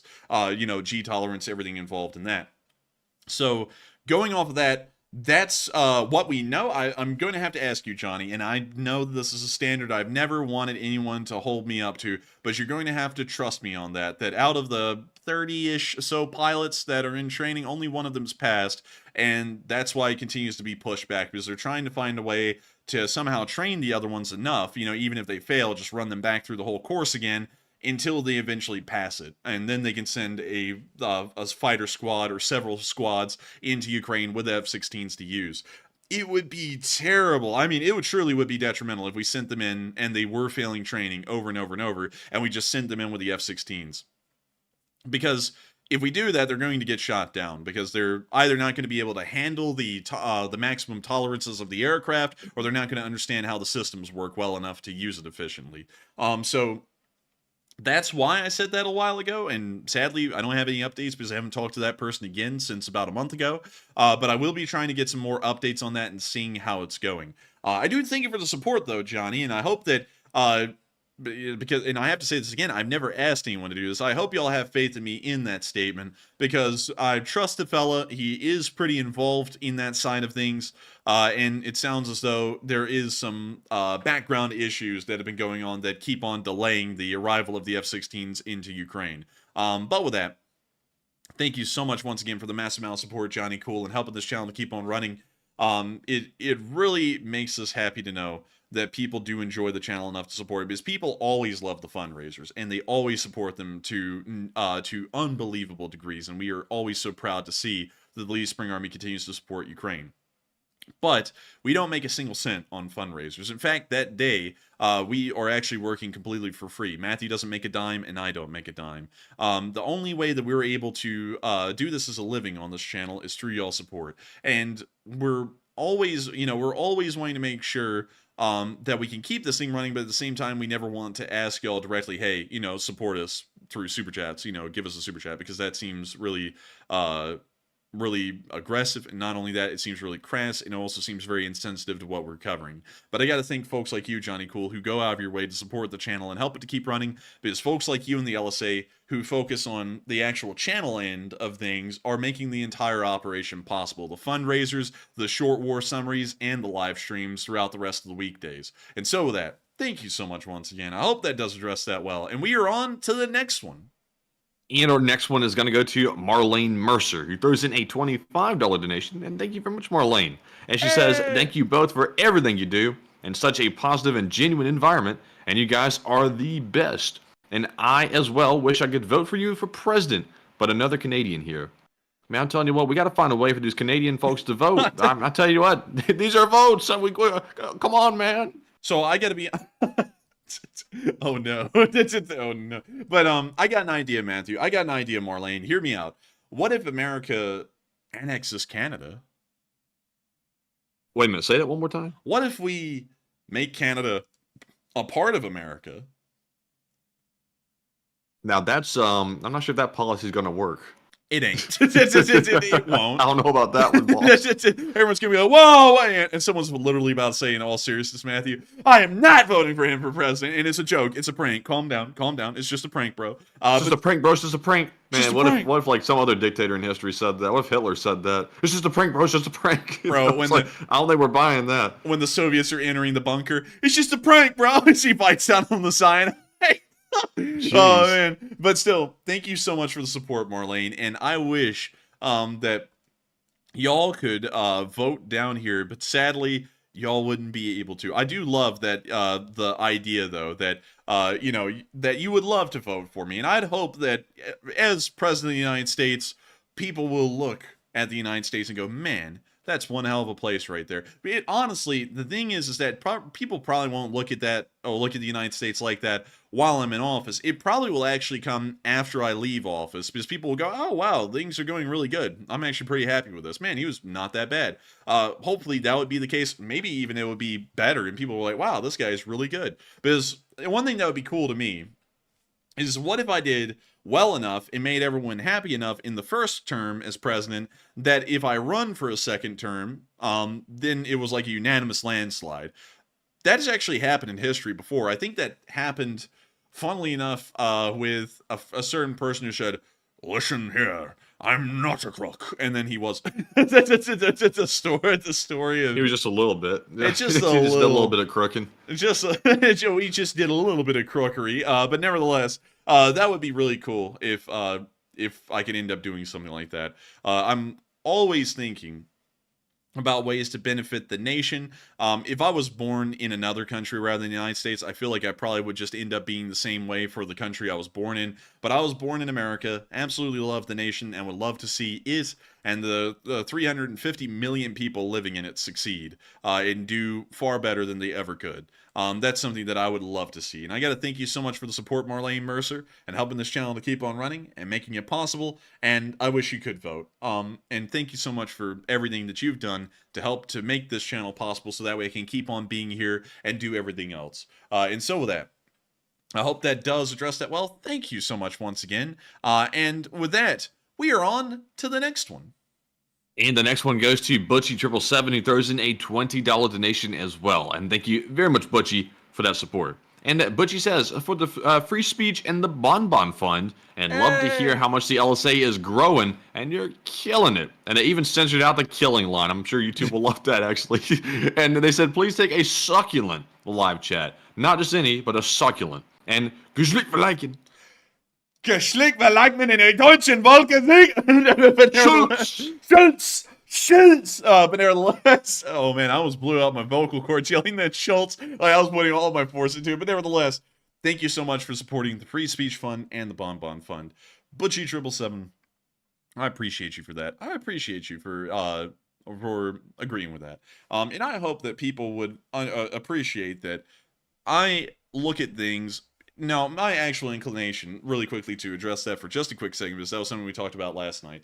My actual inclination would be to try and make sure that things like this interview, because I think we all kind of know what's going to be, but still kind of would wait to see it at least, to then come up with a comment on it. But we all kind of know what that interview is going to be, and it's probably not going to be anything beneficial at all. But nevertheless, we'll know very soon, because it's coming out tomorrow at 6 p.m. Eastern, actually. Oh, we'll get to watch it before the show. Yeah. But Oh. it's that's going to be yeah, we might have to talk about it. Who knows? We'll probably have a ton of questions about it. Yeah, I mean, we'll probably have many, and we'll have to really do a lot of filtering, and we'll have to watch it tomorrow to really see if we can even talk about it at all, or if we just, have to move on from it. I thank you so much, though, Butchie777, for understanding that I would want to make sure that as a president of the United States, that I would continue to support free speech. And I think that starts here now. I can't sit here now doing this with ambitions in mind of becoming the leader of the nation, really the person that everyone looks towards as being the leader of this country, and talk about suppressing free speech even if I strongly disagree with it. I strongly disagree. Listen, y'all, I already know I'm not a clown. I already know the stance that this particular interviewer of Putin has. He actually has come out in the past and openly stated that he is pro-Russian. Like, it's not anti-Ukraine just for the fact that he doesn't really like Ukraine. He's actually pro-Russian and supports the Russians. That's one thing that I do know. And that's one thing I strongly am against. It makes absolutely no sense from an American perspective at all, if you really look at it with logic. However, being someone who wants to become the president of the United States, it isn't exactly my role, with that kind of ambition and power that comes with that in mind, to sit there and say that I would shut down people's speech, even if I strongly disagree with it, and even if I feel like that speech is not in America's best interests. Shutting down speech like that would be something that is inherently un-American, to try and shut down other people. The nation is like that now. Everyone on every side wants to shut down the other side through militant means, from saying what they want to say. And there is nothing American about that at all. That is entirely what the Russians do. That is entirely what the Chinese do. That's not what an American does. We aren't marching down a path in the future of a Russian future or a Chinese future. I believe in an American future, because that's the future that I find worthy of fighting and dying and continuously working and toiling to see succeed. That's what I believe in. And I got to thank you so much, Butcher777, for supporting that fund, because as president, I would make sure that y'all have the right to say whatever y'all want. It's not necessarily about the right of a pro-Russian to say pro-Russian things. It's actually more so about the right of pro-Ukrainians to say pro-Ukrainian things, because suppressing speech is a double-edged sword. One day, you are able to suppress the people you disagree with, but who's to say that tomorrow those people aren't suppressing what you can say? And that's one thing I'm going to always make sure that I strive for, is that in the public sphere, on a governmental level, I will always make sure that y'all have the freedom to say what y'all want. Of course, though, I do have to say this. On this channel, that's not the case. This is a YouTube channel. We have certain rules here. YouTube also has certain rules. Though those are private entities. Those are private entities. Those are not government organizations. But once I have to make that transition from being a private institution like a YouTube channel to being a public official and a government official, that is a completely different ballpark. And that's something that you can't oppress or violate speech rights at all. And so with that, I hope that does address that well. And let's see here. Oh, what's that right there? I see you noticed that too, Matthew. Let's see what they got to say. I'm sure it's going to be something really hot, you know. But nevertheless, thank you so much for the support. And I love to hear the Lee Spring Army is continuing to grow. The Lee Spring Army is absolutely killing it. And it's great to know that the Lee Spring Army is on the march up and up. And so that, thank you so much once again. I hope that does address that well. And we will take a succulent live chat. And so, what do we got, Matthew? All right, and I've got a live chat that's very succulent, if not maybe even spicy, from Prince Blake, who says, is Russia's concerted missile attack on Ukraine a desire for Russia to show strength in response to Tucker Carlson's Russian visit? Wait, can you reread that again? Is Russia's concerted missile attack on Ukraine a desire for Russia to show strength in response to Tucker Carlson's Russian visit?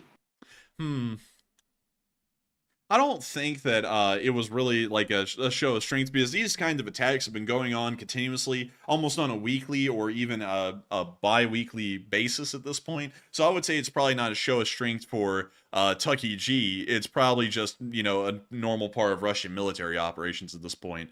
But I gotta say something about that particular person. I actually ended up, after last night, watching the thing that was put out on Twitter about like that guy made, explaining why he was in Russia interviewing Vladimir Putin. And I gotta say, like, I've got to say this, completely removing, I gotta disclaim this greatly, completely removing the political nature of that person, because he's a very political person. I can't really stand his smug attitude that he always has on everything. Everything always comes off so smugly, and it really just makes it hard to even listen to what he's got to say. Like, it made it hard for me to even get through 4 minutes of that video, because it's like the way he talks, it's like in his mind he has literally everything figured out, and nobody has everything figured out. And, you know, every time he talks, he goes, "We are here in Moscow, and what I'm about to do is really dangerous, and I've thought about it for months." And I'm like, why do you got to talk like that? You know, like talk, like, why can't you just talk in a serious tone? Like, I would have said it like this: what we are about to do is very dangerous, and we've actually thought about it for months. It sounds like an appropriate tone. It sounds like a concerned and thoughtful tone, instead of, I have it all figured out, I'm the Tucky G. You know, it's like, what the hell? Like, just talking about it on that was one thing that kind of cued me in. I'll be honest with y'all that this interview is probably not going to be throwing any hard balls. It's probably going to be throwing softballs, but we'll see. We'll wait and see. And some people love the guy. I've actually seen some people on the channel defending the guy, and that's y'all's thing. I've got to be honest with you though, beyond his political opinions and takes, which I can't talk about, one thing I can say is that I don't really think I'd even relate with the guy on a personal level. If I ever even talk to him for some reason, because he always seems a little bit too smug or too arrogant about what he does or says, and I'm not really into that. I've had to deal with that with some YouTubers actually on some smaller end of things, and they were kind of just on the tip of that kind of iceberg, and I didn't really like most of them either. So, that'd be my honest take on that. If y'all were just wondering, do I like the guy personally or not? I would assume not. Maybe I'd be proven wrong if I ever met the guy. Much like I kind of hold out on General Milley. I didn't agree at all with a lot of his assessments and statements throughout the war, but if I met him, maybe he's a really nice guy, and he's a really personable person. I don't know. I haven't met him, so, I'm not going to just bash him like it's personal, but with this fella, kind of seeming, certainly don't agree with his takes. He seems kind of an arrogant and annoying, but, maybe if you met him in person off camera, maybe he's actually kind of chill, but, I kind of doubt it on him. But anyways, with that, I hope that does address that well, as much as people were concerned. But nevertheless, I hope that does address that live chat well. And thank you once again, Butchie777, for the support and helping the channel to keep running. And we are on to the next one. And our next super chat is from Gilly Flower, who throws in a $20 donation and does not leave a comment. But Gilly Flower is a long-time channel viewer, to say the least. And we do appreciate that support very much. And you're helping to keep this whole thing going, Gilly Flower. So it means a lot, and we appreciate it very much. And with that, we also have a 20 from Wilderness LSA SA, who's also a longtime channel viewer, who says, for the Presidency Fund. And thank you so much for supporting the Presidency Fund, Wilderness. And hopefully one day I will be able to be the President of the United States. It really is my goal. It is everything I'm working and striving towards, and I hope that I'm able to make that possible in the future. And I hope I'm able to make this nation proud. Of course, Wilderness, you're all the way over in Latvia, long ways away from the United States. I think it's at least 3,000 miles away, maybe even farther. Well, actually, let me check. Wow, 4,000 miles nearly. Damn, that's actually really far away. But nevertheless, I gotta thank you so much for the support. Thank you for supporting the Presidency Fund, and I hope I'm able to make the United States proud. And thank you once again. And we are on to the next one. All right. And also, I'm seeing some very interesting things about that interviewer's background, which I'm going to look into, actually. I didn't know some of these facts. Well, really and quick. that might... Do what? Really quickly, speaking of those facts, because I'm seeing them, and I hate to interrupt you there, but one thing y'all may not know, and I just got to say, I'll say this on this one thing, because this is something that when I found it out, I was like, that doesn't really make a lot of sense. This guy specifically says that he's anti the establishment, whatever that means. I actually don't know what that really means. But what's interesting is that his dad was actually pretty high up in the CIA. So it's like, how can you say, it's like your family is kind of built out of being in the government. So how in the world can you say that you're not a, I'm not one of those girls, it's like, yeah, you are. It's like your dad was in the, anyways, not getting into that too deep. That was something I noticed, because I'll tell you what, whenever people say something and then there's an immediate contradiction to that, regardless of who they are, regardless of what side they're on, I always go, hey, wait a minute, that's not even true. You're just coming up with something there. And that was one of those things where I was like, hey, wait a minute. I was like, I think this guy is bogus. A lot of people in that kind of sphere are bogus on every end. Like, and I know a lot of people are probably like, oh, you're bashing the former Fox News commentator. No. If you gave me time and CNN was the topic of conversation, I'd also be bashing them too. Funnily enough, he actually worked for CNN before he worked for Fox in 2000 to 2005. And then he worked for PBS for a year.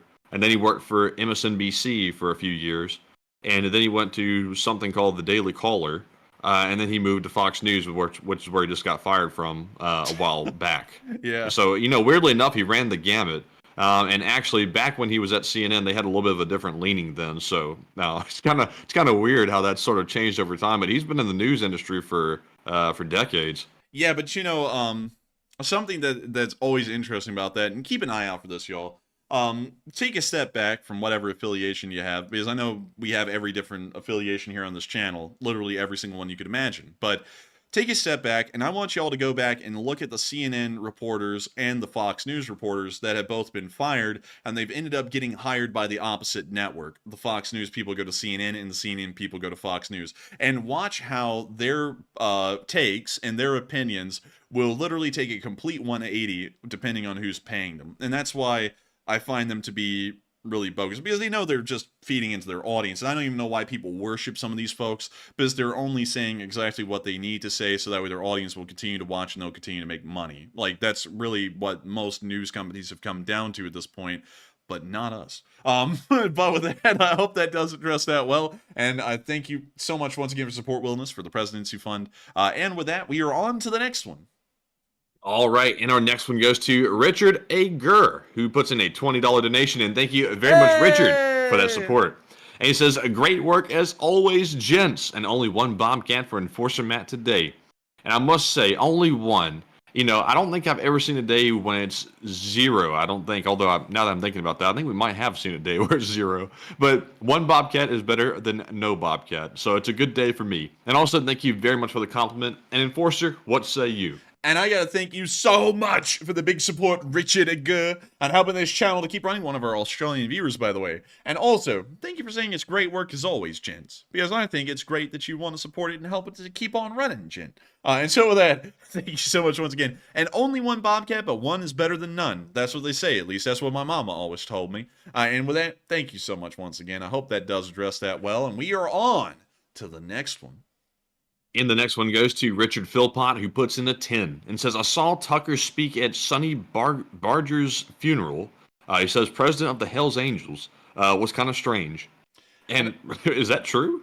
And I think it was support Richard Philpott. I don't even know who that person is that apparently had a funeral and died. But I'll have to look into that. That is a little weird. But I'll look into it a little bit more, try and research that, because I don't know who that is actually, who's president of the Hells Angels, because you know, a lot of people always know me as like the history guy, but I've never really gotten to the history of like criminal underworlds, and I know a lot of people are about to be like, the Hells Angels isn't a criminal underworld. Well, back in the day they were. Nowadays they are, like, from what I understand, more of like an actual motorcycle like club. But back in the day they were actually more of a criminal gang, kind of like a lot of them were. But I think they pretty much still are, even today. Oh, I don't know. You know, but I'll look into it a little bit more. But nevertheless, that's pretty interesting to hear that you go and talk at a funeral of someone like that, because, you know, that's a little interesting. Don't really know. I don't really know what to make out of that, but I'll try and make something out of it and think about it and ponder on it. But with that, I hope that does address that well, and thank you so much once again. And with that, we are on to the next one. And the next one goes to Joseph M. Sika, who puts in a $10 donation. It's good to see you once again, Joseph. It has been a good minute. Small guy. Is small. He says, add up the last 10 years before UK invasion of government and military building that have blown up, and average that out, and now add up the last year's worth of, take the difference, and you get number of sabotages, and heart. And thank you so much for the support, Joseph MC. And to see the equation you're laying out there, you're trying to get us our control before the war in Ukraine on government buildings and factories that ended up blowing up versus what's happening now, and then try and compare the difference. That'll probably take a long time to compile the numbers. Maybe someone in the Lee Spring Army can actually compile those numbers. But nevertheless, thank you so much once again for support, Joseph MC. You are our small guy. And thank you once again for supporting the channel and helping this thing to keep running. You make it possible. And so with that, thank you once again. And we are on to the next one. And up next, we have a $10 super chat from Monsieur Gaston. Who says, I would like some plums, please. And also, would you like some rock? Oh, hello there. Would you like a plum? And we got to go get it. Hello there. Oh, man, I found it.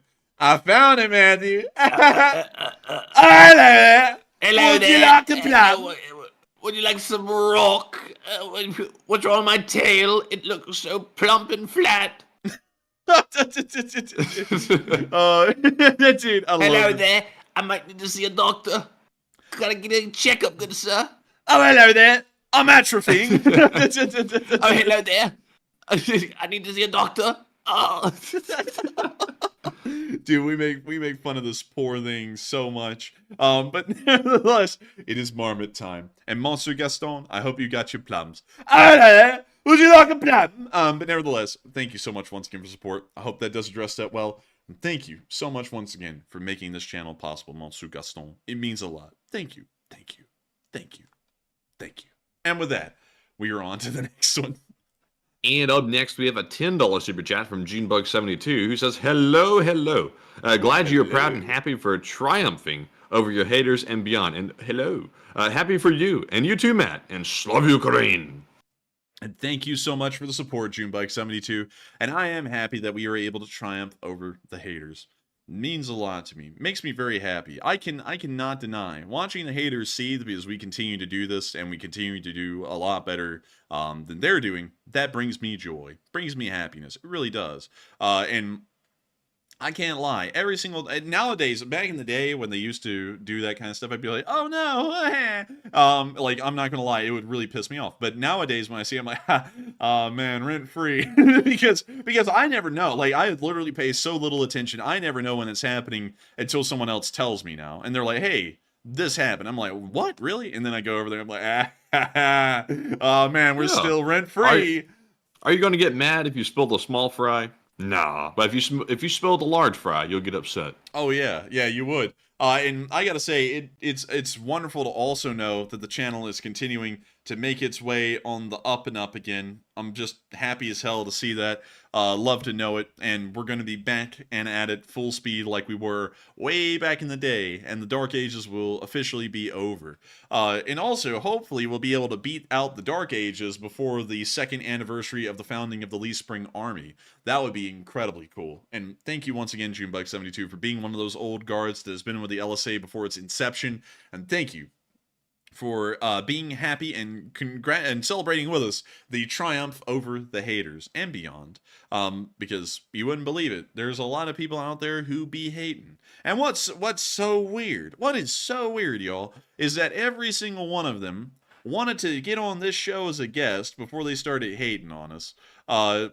That's something I always think back to. I'm always like, man, you know, it's like, I guess it has to be personal for some of them, because I remember one of them, Matthew, in particular. You remember they hopped in our live chat and were trying to set up being a guest in the live chat, and I just kind of went, we'll think about it. Oh, yeah. And then they turned into one of the biggest haters, and I was like, that's interesting. I wonder if that's related to anything. You know, they went, oh, well, if I can't get on the show, I guess I'll try and destroy them. And it was like, well, look. They try to use you, and if they can't use you, they abuse you. Yeah, it rhymes, and it's true. But nevertheless, thank you so much once again for the support, Junebug72. I hope that does address that well. And with that, we are on to the next one. But thank you so much once again.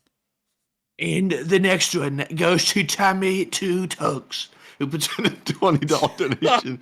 I'm going to scrap that. That wasn't sounding right tonight. Probably the headache. I'll blame it on the headache. But thank you very much, Tommy, for the $20 support. And he says, keep up the fantastic work, and the LSA is behind all your endeavors, and take a chat LSA. And can we have the Mormont for Margaret, please? Oh my goodness. It's time again. Oh my lord. And we have to honor the request. So let's go and grab it again. Oh, hello there. Would you like a plum? It's marmot time. I just noticed there's a fly down there in the bottom of this painting. Have you ever noticed that? There's a fly. Why I never. There's literally a fly. What the hell? Man, this is a high quality photo. How'd you just zoom in like that? Jeez. Look at that, dude. It got 4K. Dude, this thing is in 4K Ultra HD. Like, we can actually see, like, the hairs on the fly. Like, look, there's literal hairs. I'm not gonna lie, that's like a really on point drawing of a fly, and it's very small too on this canvas. Dude, actually, look at, like, the quality of the marmot. It's actually, like, all of the little hairs are. Show me the face.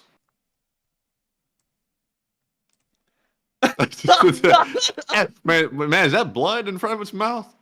No, I just think that's like a smear of paint. Oh, something. I'm about to say, his mom said, "Hey, hello there, I'll chop your arm off."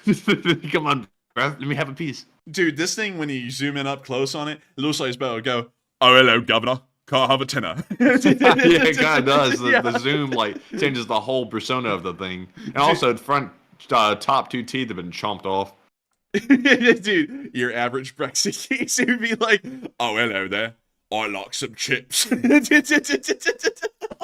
Hello there. Would you care for this fine, sophisticated rock? I don't know why. It's even funnier looking at it up close, you know? Also, look, so Dante said twinkle in its eye. Yeah, it's got a twinkle in its eye. Look at that. It does. It does. Man, this thing's kind of creepy up close. I'm not gonna lie. It looks like I don't know like what to compare this to, but it's kind of whack. You know, it looks like one of the front covers of one of those history books you would have gotten in school, you know, in like 4th grade about the history of the state of Alabama or something like that. Yeah, like zoom back out. This thing's creeping me out. Like I think it was better zoomed out. Oh, hello there. Would you like a plum?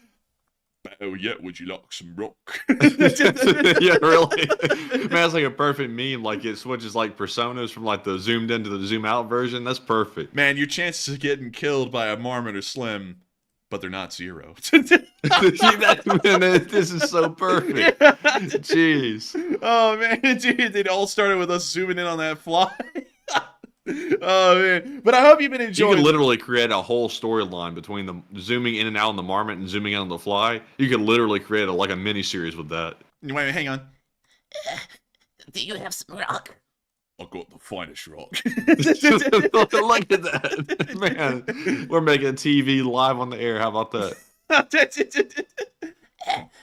What do you think about the war in Ukraine? I think the Russians are going to win. I don't think so. I love it. Oh, that's great. Dude, the chatter rodent versus the... Oh, this is, man. We're having too much fun with this. We got to get back on track. But anyways, thank you so much for the support, Tommy Two Jokes. I think this is the most fun we've had with the marmot since we saw this thing the very first time ever. But still, I got to thank you so much for enjoying the fantastic work that we've been doing on the channel. I gotta thank you for supporting it and making it possible. And also, thank you so much for saying the Lee Spring Army is behind our endeavors. I gotta thank you, Tommy Two Tokes, for not only being behind us by hitting the like button and subscribing, which is more than we can ask of any viewer, but also supporting the channel and helping it to keep running. Every single person in the Lee Spring Army who supports makes the channel possible, and if it was not for y'all, we wouldn't be able to be here talking to y'all right now and laughing about this marmot. It wouldn't be possible. We wouldn't be able to spite the haters. We wouldn't be able to see the Lee Spring Army grow. None of it wouldn't be possible without y'all. But still, thank you so much once again, Tommy Two Tokes, for the support and helping this channel to keep on running, and long live the Lee Spring Army. And so with that, I hope that does address that well, and we are on to the next one. And the next one goes to Philip Fixes LSA, who puts in a $5 donation in. Good to see you once again, Philip Fixes, and thank you very much for that support. He says, enforcers need to pool about 1,000 into Super Chats nightly. And damn, Whoa. Philip, jeez, good lord. He says, Old Guard 2nd Battalion, calling for an unofficial order. He says, throw in a 5 if you got it, LSA. And that's what Philip said, by the way. That's what Philip said. That's what Philip said. That's not what we're saying. But nevertheless, I gotta thank you so much for the support, Philip Fixes, and thank you so much for wanting to see a massive amount of Super Chats. But while we always need Super Chats to run, and we would love to see folks always throwing in Super Chats, I don't want anyone to feel like they're being forced to do that. That would go against the grain of how I've run this channel for 2 years. And I don't mean like, you know, use this as like a lecture moment to talk about the channel. I don't want you to feel like that, Philip Fixes. But I always want people to know that you only have to support the channel if you want to. Of course, it's a necessity to keep this channel running that we do receive support in the form of Super Chats. But at the same time, I never want anyone to feel like it is a mandatory requirement that they support the channel with a Super Chat. If there was a day where I had to say, like if I turned into one of those streamers where I said, all right, if I don't get this many Super Chats, I'm not starting the stream. If I had to say that one day, that's the day this channel will end. Because I would rather have people support it because they really do enjoy it and they really appreciate it, rather than making it feel like I'm having to force people to support the channel. That's how I view it. But nevertheless, I do thank you so much once again for support, Philip Fixes. And also, general order will never be called for Super Chats. General orders are specifically for fundraisers and helping out with Ukraine. I would never want to abuse the power of a general order to help out Matthew and me and to try and help ourselves. That would be very that would be very, very bad of me. There's nothing like out there that says like that's illegal or anything, but nevertheless, I feel like it would be illegal, at least in my heart. But still, thank you so much once again for support, and long live the Least Spring Army. And with that, we are on to the next one. And up next, big shout out to Wellness LSA SA once again. He put in a 5 this time without a comment. And also, we got a 5 from the Antidote. And thank you very much to the both of you for that support. And Enforcer, what say you? And I thank you, Wellness LSA, for throwing in a 5. Of course, our Latvian viewer, and throwing in his 3rd super chat of the night. I thank you greatly for that. And also, I have to thank you as well, Butcher777, for throwing in a 5-pounder, a 5er, as they call it in Britain, and for throwing it in for the Fly Spray Fund. That means a lot to me, and I greatly appreciate you for supporting this channel and helping it to keep running. And hopefully, we'll be able to swat that fly. And with that, we are on to the next one. And it was Butcher777 that put in a 5 and said, for the Fly Spray Fund. And I must say, I do love the fly spray. I love the bot spray as well, even better. And tonight, I've been breaking out fresh cases of the bot spray. We've wiped out about 30 bots tonight. Wiped them out. And they didn't even see it coming. And they only lasted for maybe 2 seconds or so, which is not very long for a bot. So they got to 2 seconds of fame, and then they had to run away. So I'm not sure if it was all worth it, because some of them went and created brand new Google accounts and spent probably 20 or 30 minutes setting them up to get blasted in 2 seconds. So I don't think that paid off. But Butchie, thank you very much for that support. And Enforcer, what say you? And I have to thank you so much for the support to the Fly Spray Fund. I already actually addressed that one a second ago, because I thought we got both of them at the same time. But still, thank you once again. And we are on to the next one. And we have a 2 from Philip Fixes LSA, who says, mix a bit of cinnamon into your burger. It's yummy. I'll have to try that. That actually doesn't sound that bad. And thank you for the support and the recommendation, Philip Fixes. I'm going to give it a shot. But nevertheless, thank you once again for the support and helping this channel to keep on running. And with that, we are on to the next one. And up next, we have a super chat from Eldad Surek, whose name I got correct last night. And he puts in a 5 and says, for the marmot, and have a plum, and take a live chat question. And, wait, hang on. Hang on one second. We're not going to do, like, the normal marmot thing this time. I'm going to go straight into, like, doing a meme with this thing. So let me go get the picture. Hello there, Governor. Hello. Would you like me to vomit on your hamburger? Will Chads eat plums? Don't touch my hamburger. Get your hands off of it.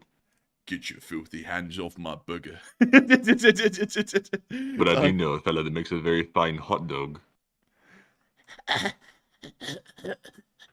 Who is that? You will never know. He likes rock. No one will ever think of you as a good person. No one will even remember your name. Oh, man. But nevertheless, I gotta thank you. Oh, man. This is going to become a new meme template. This really is. This is going to be like an LSA meme template. But nevertheless, I gotta thank you so much for the support, helping this channel to keep on running, Eldad Surek, and thank you so much for throwing in a 5 for the marmot, and also wanting us to take a live chat. And with that, what do we got, Matthew? And moving to this live chat, sponsored by, guess who? Sponsored by Philip Fixes LSA. Hey! And he didn't even ask for a live chat, actually. So the Enforcer donated a live chat question. And this one goes to A.F. Kaplan. Asked for a live Oh, that's chat. right. It was Eldad Surek. Yeah. Damn, I scrolled all the way to the bottom of the spreadsheet and saw Philip Fixes and thought it was him. But it's actually Eldad Surek. And his super chat, or live chat question, I'm all mixed up there from that, goes to A.F. Kaplan, who says, is it known if there was any nuclear material kept at the rocket plant that blew up? It is unknown at the moment. I'm assuming that there probably was not. They probably install the warheads somewhere else, but they do build the ICBMs at that plant. So, you know, I would have to say probably not. That would be my assumption, but I don't have a lot to work off of there. But still, with that, I hope that does address that well. And thank you so much once again for sponsoring that live chat, Eldad Surek. And with that, we are on to the next one. All right, and we're now moving into our Morse code decoders of the stream. And we had Cliff Simonson, Mark Hodges, Earl Bernew, Paul Schultz, Kevin J, Rumpelstiltskin, Tyson Bananas, Tightlines LSO, and also David Millsaps. They said tonight's Morse code offering says nuclear rocket plants are exploding, and that this is second best in Russia. And long live the LSA. And That's the sound of money. And y'all got that dead on the nail. That was the Morse code message of the night. I got to congratulate y'all for getting that, because nuclear plants are blowing up, and according to the Russians, that's being second best.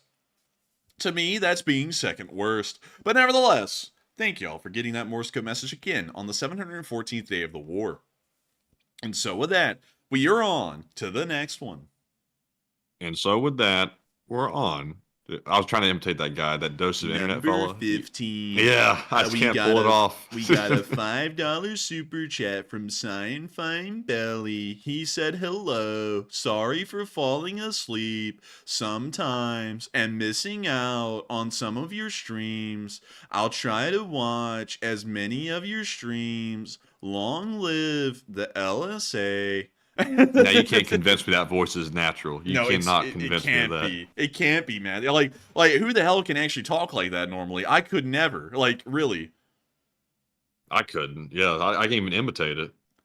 I can tell you, it's really hard to try and pull it off. I have to freaking gyrate my neck into weird shapes to try and make this work. But still, thank you so much. Well, from the sidetrack there, thank you so much for the support, Sci-Fi Belly. And hey, it's fine. People fall asleep to the stream all the time. We are that boring. I gotta thank you though for watching it that much. And of course, supporting the channel and making it possible so that way you can continue to fall asleep to the channel. And with that, thank you so much once again. And Matthew, I think we have another one. We do have another one. This one goes to Andy4C, who puts in a 5 and says, CENTCOM Baghdad. Bye bad guys. We got him. He call us Ali Baghdadi because he called us daddy. I tell you. We got El Baghdadi. We got him running down the tunnel. He was crying like a little girl. We had the dogs go, beautiful dogs, great dogs. They went after him. They absolutely mauled him. They shredded him to bits. He crawled down the tunnel crying like a wuss in the corner, yelling, don't bite my arm, don't bite it. And the dog bit it, and he said, oh, owie, owie, owie, oh. He said that one of the dog handlers, he said, jump your ham, and then it really freaked out Baghdadi out. He said, no, not the ham. But nevertheless. I said he bagged up daddy and took him right out. Call out Baghdadi. Call out Baghdadi. Al Baghdadi, the way he bagged that ass up into that tunnel and blew himself up. Get that out of here. I forgot about that joke. Man, wait a minute. Oh, man. I can't even say it. Yeah. Wait a minute. Oh, these what's a PG way to say that? Tell me, what's a good word for replacement? No way to say these whole. I want to say so bad I can't do it. Wait, I'll do it. Now I know what you're about to do. I'll do it because I have no shame. These hoes must be from Iraq. The way they backed us. Oh man, oh gosh, the original was so much better than our imitations. But good lord, who came up with that? Even who really came? I don't even remember. Whoever came up with that was really they peaked at that point in life. But nevertheless, man, these hoes must be from Iraq. The way they bagged that ass up. Oh my goodness, I had to do it. Oh man. Dude, there's going to be some people complaining in the comment section tomorrow going, y'all are so immature. And yeah, tonight, y'all got that. We are pretty immature tonight. But nevertheless, I got to thank you so much for the support and helping the channel to keep on running in the ND4C. And of course, thank you so much for allowing us to have some material to crack some good jokes on. I think we cracked jokes at the best I could right there. And thank you so much once again for making this thing possible, Andy, and making those jokes possible. And so with that, I hope that does address that well. And we are on, I think, back into the live chats. All right. And the live chat question goes to Marcia Tucker, who says, do we know if Gazprom or any other PMC in Russia are still active? And thanks. Yes, Gazprom Torch and Flame units are still active, but we don't know if they're actively involved in fighting or if they become some sort of a reserve unit. Sadly, we don't know. But they are out there and they're active, but we don't know what they're doing. And so with that, hope that does address that well. Thank you so much once again for an interesting question. And with that, we are on to the 5th to last question of the night. This one goes to Donna McNeil, who says, do they have the propellant production figured out or outside NATO approved? Are they talking about the Russians or the Ukrainians? I think they're, let's see. I think they're talking about us. The propellant. Yeah, I didn't know we had a propellant production problem, to be honest. But she said or outside NATO approved, so I'm assuming she's talking about us. Unfortunately, I'm going to have to declare ignorance on that one. I think we're going to have to reset the counter, and this next one's going to be the fifth to last one. So the counter goes to TTC MZX, who says, how much ordnance can one standard-sized Marmot carry into battle for NATO? Several pounds. Several pounds minimum. Several pounds of rock. Was it like a bomb? Don't say that. Don't say that at the airport. But anyways, I hope that does address that well. And we are on to the fourth to last question of the night. And this one goes to Certain Deaf, who says, any truth to the rumor that Russia can't buy crop seed and will have a serious shortage this spring? I have not heard anything about the agricultural sector in the Russian Federation. However, I would find it really weird that they don't have enough seeds on their own, considering that Ukraine and Russia largely have a pretty good handle on their agricultural industries, from what I know at least. So I would have to say I'm doubting that a little bit, but I'll have to research it a little bit more to see if my doubts are affirmed or not. But with that, I hope that does address that well, and we are on to the third to last question of the night. And this one goes to Julian Britt, who says, did they ever say how many casualties the factory explosion actually caused? The factory explosion is such a recent occurrence, we don't really have a lot of information to work off of at all. All we know is that it was the Votkinsk manufacturing plant at Votkinsk. And well, actually, it's the Votkinsk mechanical manufacturing plant, but we know it was an explosion there, and we know nothing else outside of that. We don't know the casualties, we don't know the damage, we know hardly anything about it rather than the explosion happened at that factory. And so with that, I hope that does address that the best I can, at least with the knowledge we have at the moment. And we are on to the second to last question of the night. And the next one goes to Arthur, who says, how does this end? And if Russia wins, I see nukes. And if they lose, I also see nukes. He says, how does this end without them? And win or lose, Russia will still threaten to use nukes and might actually use them. I don't actually see nukes really anyway. If Ukraine loses, there's certainly not going to be a nuclear onslaught, because the Russians will have won. And the West is not going to nuke the Russians for winning. And I don't really see Ukraine losing either, so I feel like that's a really unlikely path at the moment. If Ukraine wins, there's probably not going to be nukes, because you have to remember, the Soviet Union and the United States are both nuclear powers, and we have been involved in wars around the world. And a lot of those wars for both the Soviet Union and the United States haven't gone exactly our way, and neither have ended up nuking the countries that they were at war with, where the war didn't go their way. So going off of that, I would highly doubt that they would nuke Ukraine even if they completely lost the war. So I would just have to be quite honest with you. I don't really think there is a route in my mind, and I could be wrong, of course. You know, the Russians could seriously be considering nuclear usage, but I don't really see that in my mind. It seems a very unlikely option, because that was something that a lot of people were talking about at the beginning of the war, that the war wasn't going as well as the Russians wanted, so they were going to get a little angry and they were going to start nuking people, and then they never did. It's 2 years later now, and nobody has ever even gotten close to really firing a nuclear weapon at each other or at Ukraine. And so I hope that does address that pretty well. And thank you for asking that. It's a pretty interesting question, but that would be my take on it. And, you know, of course, I have to say this. I could always be wrong, so don't ever consider, you know, if I disagree with what you're saying, don't ever think that's like a strike against you, because it's just my opinion, and I could be entirely wrong, and I have been entirely wrong a few times in the past, and this may be one of those instances. But with that, I think, Matthew, we have one last super chat here, and I'm going to read it off because it segues me perfectly into the final moments of the stream tonight. But it is a $2 super chat from the OG Philip Fixes LSA, and he said, who is the lucky last person? And that is a great question, Philip Fixes. Who is that lucky last person? And so with that, we're about to find out, because we are on to the lucky last question of the night. And so, who is the lucky last person who threw in the lucky last question of the night? And the lucky last viewer of the night is actually one of our Morse code decoders of the stream, Rumpelstiltskin, who says, unfortunately, many people do not believe that Russia looks beyond Ukraine, and how to convince them. And that argument that Enforcer just laid out makes sense to us, but not to them.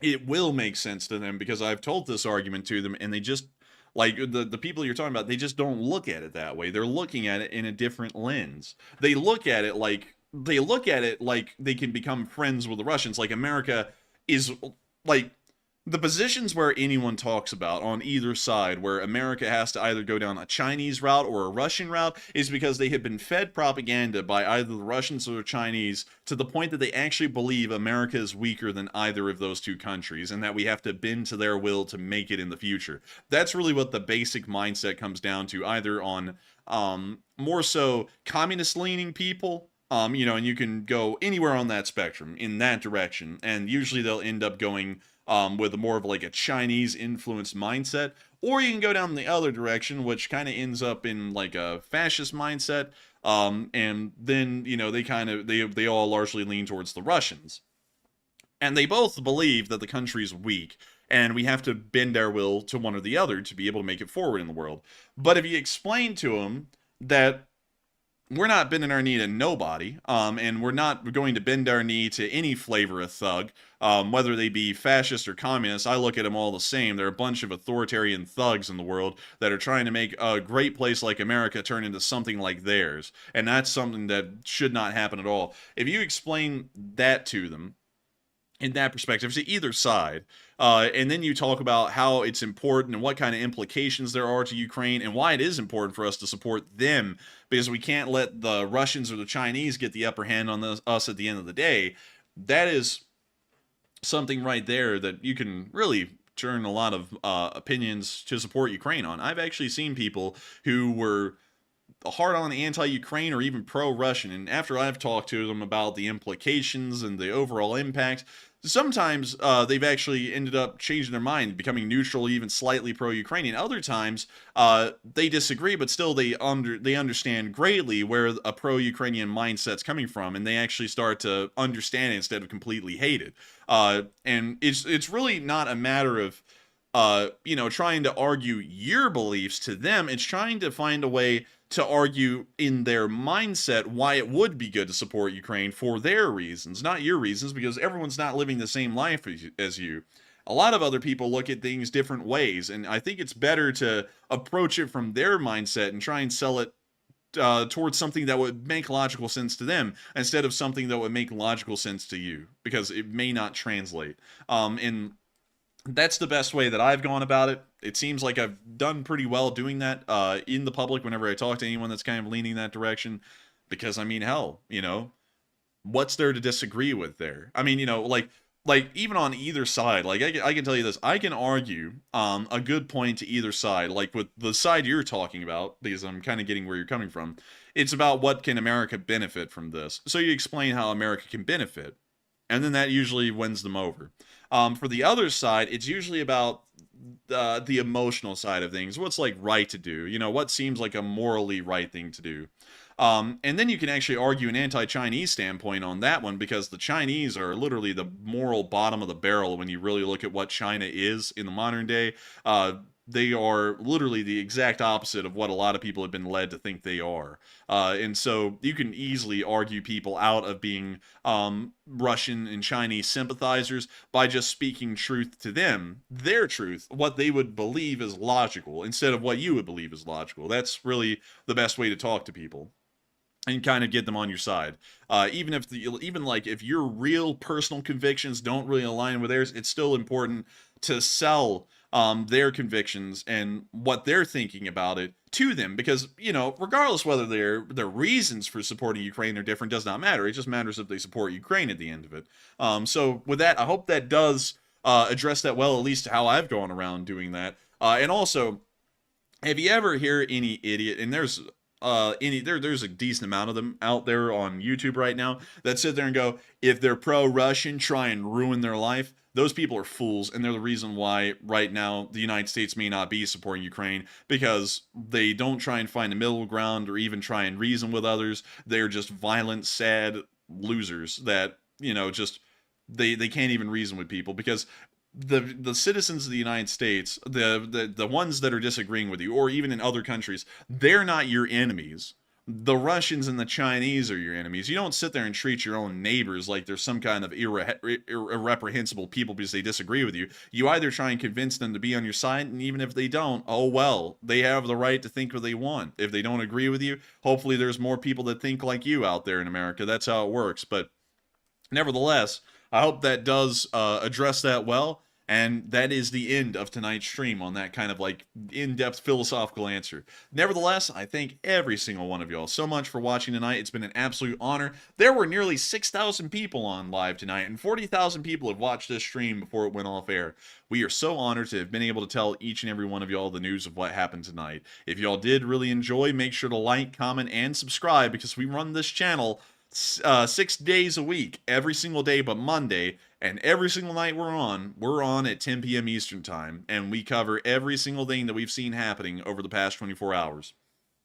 And so with that, good night, good luck, take care, stay safe, Slava Ukraini, and long live the Lee Spring Army. The Lee Spring Army will never die.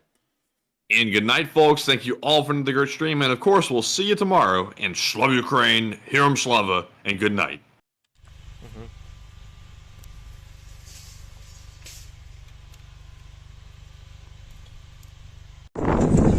Yes.